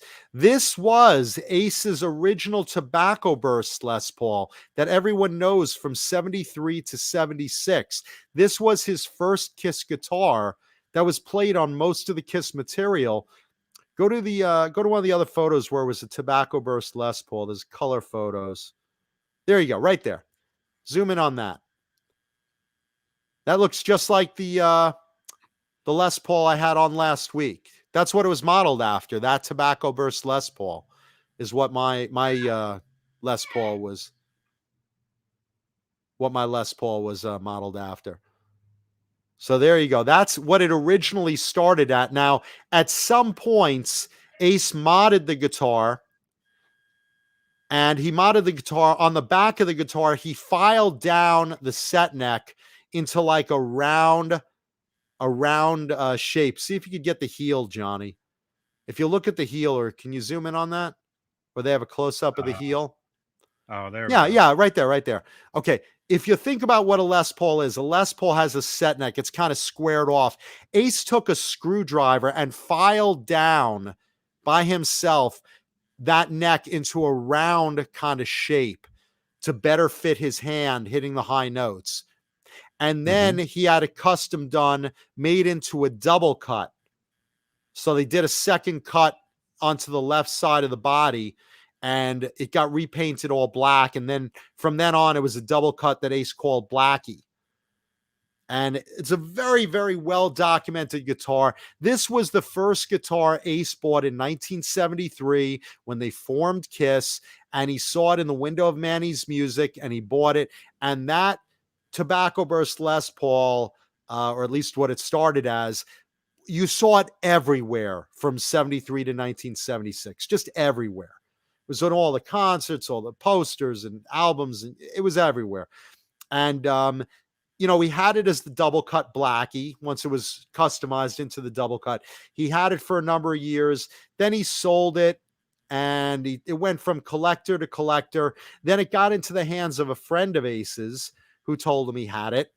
And Ace confirmed, yeah, that's Blackie, all right. I'd love to buy it back at some point. And Ace bought it back years ago, maybe like 2015, I think. And Ace has owned it since. And now, hey, look, it's time to cash in. This thing is expected to fetch somewhere in the neighborhood of $150,000 to $250,000 estimate, starting with an opening bid of $75,000. Very, very, very highly documented guitar, highly documented piece of Kiss history. Very, very cool. And the auction goes off tomorrow. So if you want to check it out, go to Gotta Have Rock and Roll. I think it's .com. Let's see. GottaHaveRockandRoll.com. That's the auction house. It's lot 7. So it's coming up early in the auction. And Johnny, you were talking about some other stuff at this auction about a questionable Van Halen amp. There's a Van Halen amp of 5150. It's a stack. It's a. We talked about it on Friday. Last Friday. It's a head and 2 cabinets, and it was supposedly used for the balance record. It was owned by the guy who produced the album. So is it questionable, or is there something that makes you doubt it is what it is, or? Well, I mean, there's no pictures. I mean, it just looks like a regular amp. So who knows? So you got to really look at documentation or provenance. I mean, you just have to take their word for it. I mean, I think it's the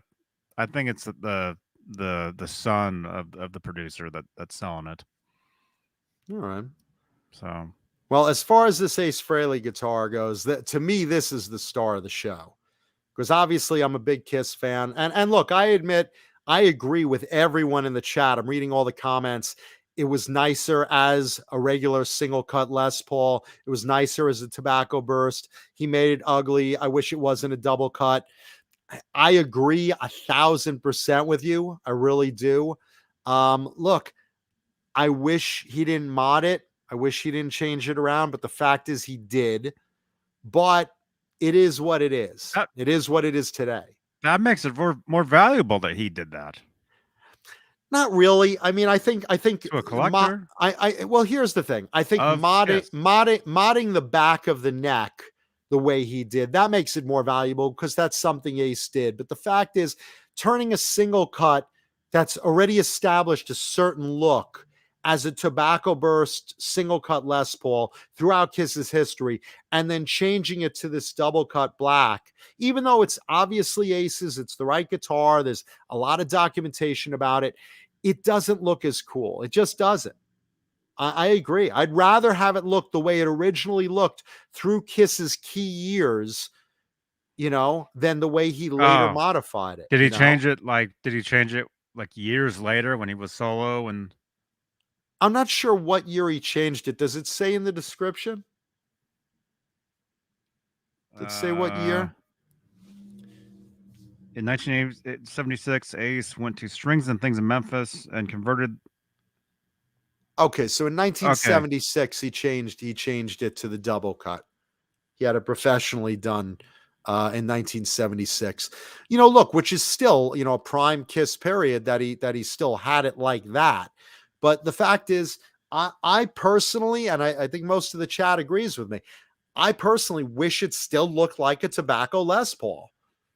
I mean, look, when you think of Ace Frehley, you think of him playing a Les Paul.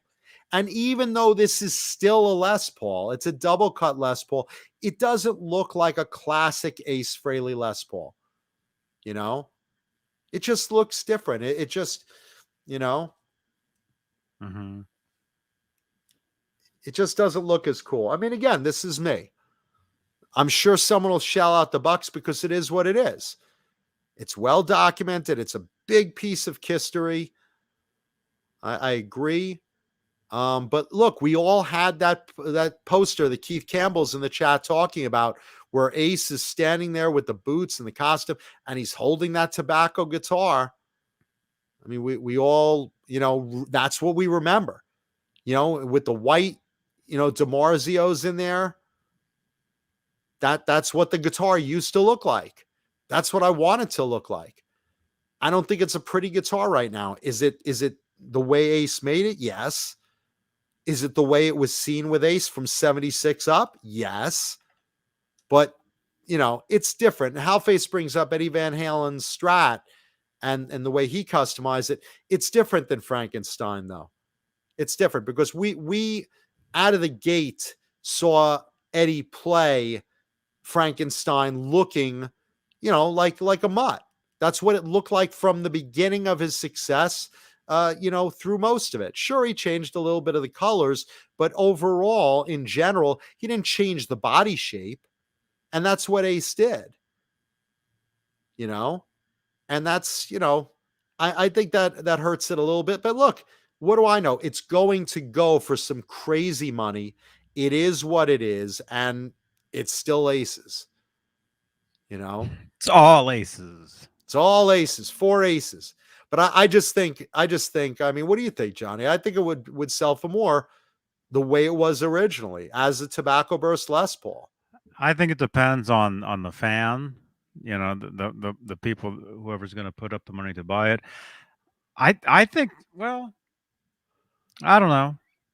I could see it being worth more because he had that, that, I don't know. I mean, it's still cool. What do you guys think in the chat? Johnny, put up a survey. Would you rather have Ace's guitar as a Tobacco Burst Les Paul or as a black double cut? Johnny's going to put up a survey. I'm curious. I would rather have it as its original Tobacco Burst, regular Les Paul shape. I think the black double cut is ugly. I remember Ace more with a classic Les Paul, specifically that one, Tobacco with the white DiMarzios. Well, hold on. We're putting up a survey, so hold on. Johnny will put up the survey, and you guys in the chat can hit the survey button real easy. Give it a second. There you go. All right. In the chat, and there it is. So, original or as the black double cut? I'm going to vote original. Original or extra crispy? John B.L. I like extra crispy myself. Would you like original or extra crispy? John B.L. Yeah, so take the survey, take the poll. Take the poll. That's what she said. Because I'm very curious what you guys think. I know where I stand on it. I'm pretty firm on that too.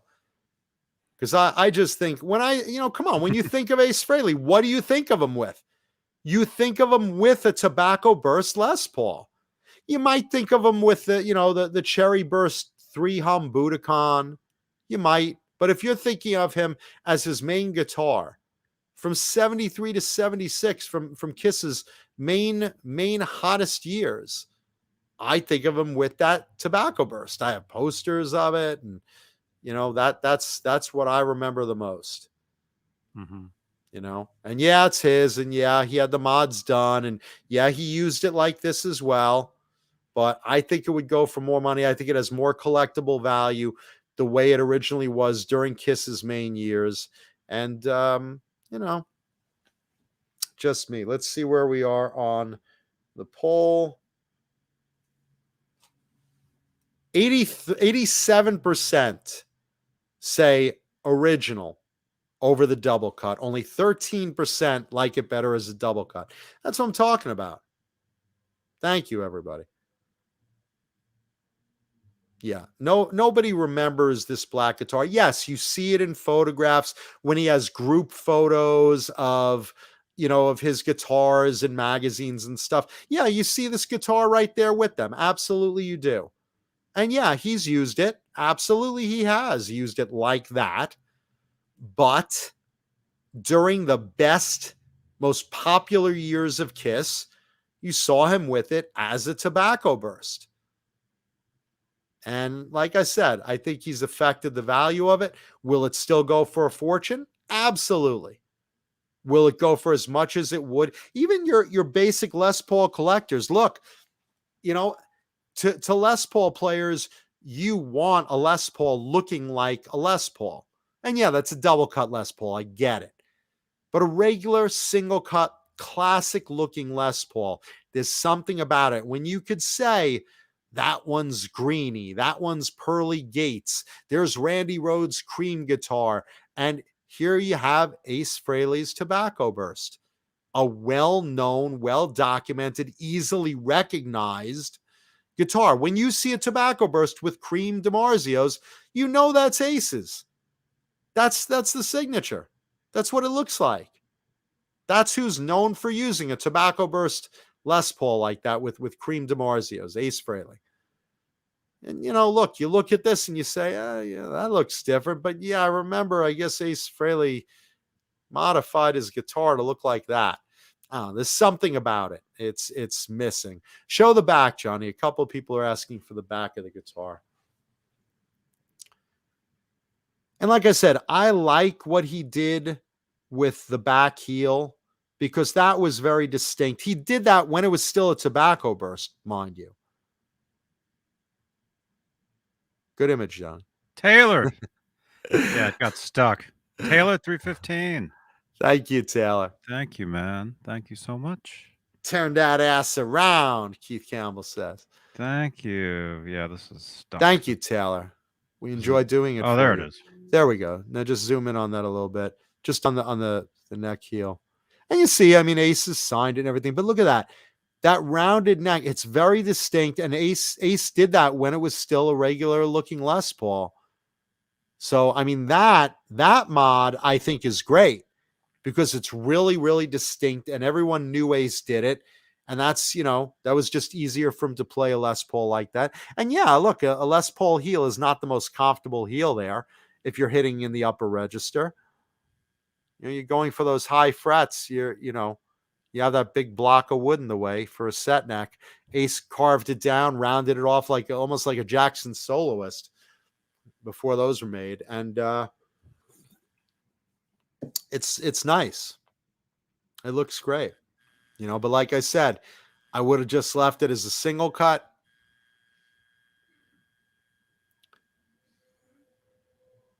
Yeah, and there you go. Halface. It was a single cut from 73 to 76. I don't understand your nostalgia. Hey, look, that period was Kiss's, most famous. All their early stuff was that period. 76 was like their highest point. 75, 76. Yeah, Ace invented the Gibson Access neck joint. Kind of did, Jimmy Ray Hawkins. He kind of did. I bet Gibson's not sending him any residuals for that. But I don't know, man. I just don't like the look of a double cut. Kiss Alive came out in 1975. That was the album that put them really on the map. Kiss was not selling big album volumes until Kiss Alive. That broke them. So there you go. Yeah, that's cool. Signed by Ace and everything. Like I said, well-documented guitar. David Shea Gormley says it best. Double cuts only look right in Keith Richards' hands. I agree. I mean, this guitar is what it is, but you don't associate a double cut Les Paul with Ace. That's not what you think of. Tim Thomas says he destroyed that Les Paul. Look, visually, I agree. I mean, I think to a Les Paul collector would want it looking like a regular single cut Les Paul. And I don't think anyone would mind that carved back of the neck. I would love it that way because I know that's very distinctly what Ace did. Mm-hmm. Yeah, Halface says, and now it's only worth $200,000. No, look, it will sell for a fortune. It really will. But if I had my way, and apparently the rest of the chat had their way, two things. One, it would look like an original Tobacco Burst Les Paul. And two, we would all have $250,000 to bid on it. So, Keith Campbell, it's all his work. Well, the back of the neck was Ace doing it with a screwdriver. The double cut he had done. He took it to a guitar shop to have the work pro done. That's why it looks good for a double cut. He didn't sit there, on a bandsaw doing it himself. Yeah, the total 85% prefer it as original. Thank you, Johnny. So there you go. Awesome. What? Yeah, starting tomorrow. Starting tomorrow, what? The auction. The auction starts. The auction goes off tomorrow. So if you're free tomorrow, you might want to watch it live. I'm sure they have a live feed there. It should be interesting. I'm curious to see what it goes for. I'm curious also see what that Van Halen amp goes for. Was there anything else? I haven't looked through the auction. Was there anything else really interesting for rock stars there, Johnny? Let's see. Anything right now? Mike Neese says the guitar was featured in a 1977 December issue of Playboy, an article on the Kiss Japan tour. Check it out. Yes, I will check it out just for the article. Absolutely. Yes. December 77. Let's see who's on the cover of that one. Hold on. December 1977. Kiss Playboy. Let's see. Images. Let's see. Who's on the cover of this? Oh my God. Some beautiful blonde. Well, make no mistake. I have no interest in looking through that. I'm just going to look at the article on Kiss. I may buy a copy just for the article specifically. If someone has a copy that's not sticky or crusty, feel free to send it along just for the article.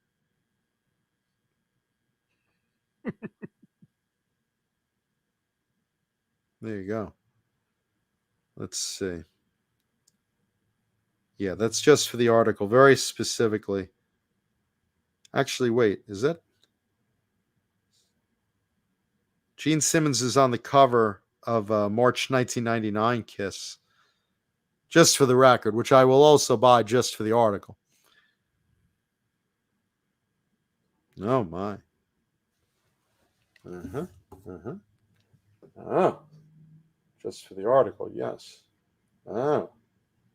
Johnny, what was that about lotion sent to me? Was there lotion sent to me? I think it's on its way. Oh, I think I'm coming too. I mean, on my way also. Bye, Janice. Thank you, Janice. There we go. Joe Just Christian. for the article. Joe Christian. No, I'm close enough to where the skies are kind of orange from the fires, but I'm not right next to it. No. Thank you for asking. There we go. Yeah, it's the laminated issue of Playboy. I'm sure if I got a copy, it would be fully laminated from one of our fans. Very nice. What else you got in that auction, Johnny? Let's see. While Johnny's looking, if you haven't left a thumbs up on the video, please take a second, leave a thumbs up. And remember, we like comments in the on the video. We reply to them, so please feel free. We love replying with our audience. Here we go. Here's something. We'll talk more. We'll talk more about this on Friday. Because it's Van Halen. But there's a Van Halen Kramer guitar. No, what does it say about that one? That's lot 12. These are all early lots. You could probably watch the auction for 15 minutes and just get all these early lots in. What does it say that one is, Johnny? It says an early 1984 Kramer striped guitar owned and played by Eddie Van Halen during the 84 and 1550 tours. Serial number F1018. The guitar was built by legendary guitar tech Zeke Clark in 86. So that means it wouldn't have been used in 84 if it was built in 86. See, that's why some of these auctions, the facts are kind of mixed up and kind of weird. Like that right there, that doesn't make sense what that just said. Either way, this was something that I think Zeke Clark, former Van Halen guitar tech, I think this is something he made. That's well, it says one. It says it's for the 5150 tour. Mm-hmm. So that would make sense for that tour. Yeah. It says it was served mainly as a backup guitar, but played on stage occasionally. Yeah. But it says it was used in the 84 tour, but it was built in 86. Which doesn't make sense. Let's see. Built by a legendary guitar in 86 for the 5150 tour and the 1984 tour. Yeah, that would make sense. I mean, what year did the 1984 tour happen? Just 84 or 85 or 1967. There we go. Was the 84 tour. No, it happened in 84. It was only in 84. I mean, it's probably just a mix-up. I mean, I could see this being used in the 5150 tour. Nah. This was never used on stage. No. Because what it is, it's a copy of his main guitar, the 5150. I mean, that's exactly what it is. Well, it says it's a backup. Yeah. So it's possible it was a backup, but it was. I have never seen a photo of this guitar. You have now played on stage. Actually, no, I have seen photos of this actual guitar, but never. Anyway, what's the estimate?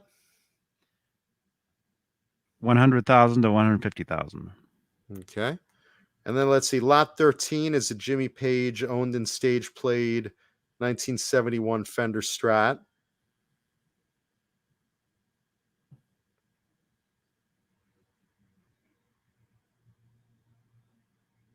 That one's estimated at 100 to 150 as well, with an opening of 60. You know, I'm very surprised they have some of these lots so early in the auction. Having worked a lot in the auction business myself, usually lots like this are stuck in the middle of the auction, not right at the beginning. Let's see. Then they have an Eric Clapton owned and studio used 1954 Strat. That's lot 19. Now they must have some serious documentation on this one, because this thing's estimated at 1 million to 15 million. That's quite a range, by the way. Oh my gosh. 1 million to 15 million. Thank you, Bang Energy Drink. Check out lot, what did it say? 19, Johnny. The Eric Clapton guitar. Honus Wagner card, I see there. Check out lot 19.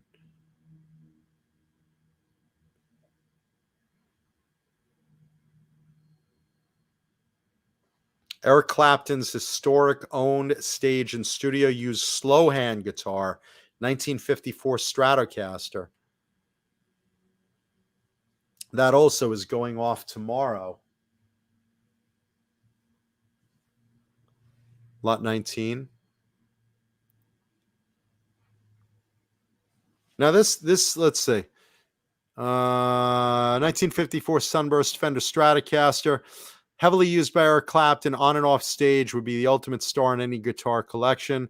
He acquired this rare 1954 Strat in 78, 79, and for the next 5 years, it was his main stage slide guitar, which he also used in the recording studio. The letters TG on the neck butt are the initials of Taido Gomez, a Fender employee who was responsible for shaping the neck. Let's see. Noted serial number. Comes with impeccable provenance, including a signed typescript letter from Lee Dixon, Clapton's guitar tech from 1979 to the present day, to which he describes in detail his fond memories of this guitar, stating that Clapton used it exclusively for slide. That was the only non-tremolo guitar that Clapton had, and he particularly liked it because the year 1954, the year of the Strat. He remembers the tours Clapton used it on, and it always traveled with Clapton's other beloved guitars, Brownie and Blackie.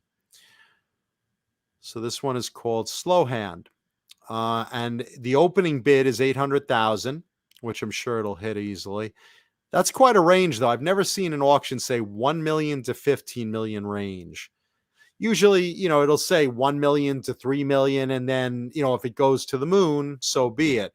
But I've never seen a $15 million spread like that, Johnny. Nice guitar, though. Nice guitar, though. A lot of photos with Clapton with it. I mean, Clapton's guitars have gone for the millions before. Then they have lots 20, 21. Those are handwritten Freddie Mercury lyrics. That's kind of neat. Fat Bottom Girls. There you go. That's always fun. A lot of autograph stuff. Freddie Mercury worn biker hat. Ooh, boy. Let's see. Yeah, it's a really, really odd auction. They have a lot of stuff from Pokemon cards to sports memorabilia. Maybe they put it out in groupings. Maybe all the music stuff is early, and then they get into the sports stuff. Because it looks like after that, a lot of the sports stuff comes up. But there you go. A lot of interesting stuff. So check it out tomorrow. It's going to be live. If anyone bids on it, good luck to you. We'll be checking that out. There you go. What else you got, Johnny? Very cool. Very cool stuff. Cool. What else you got? Are we good? We're good. I've got Ned. I've got Ned. Blue Rhino. I've got. Look at this. Look at this. Us with our familiars, with our buddies. Anyway, let's thank our beloved audience. Let's thank our channel members. Hey. Let's see. There we go.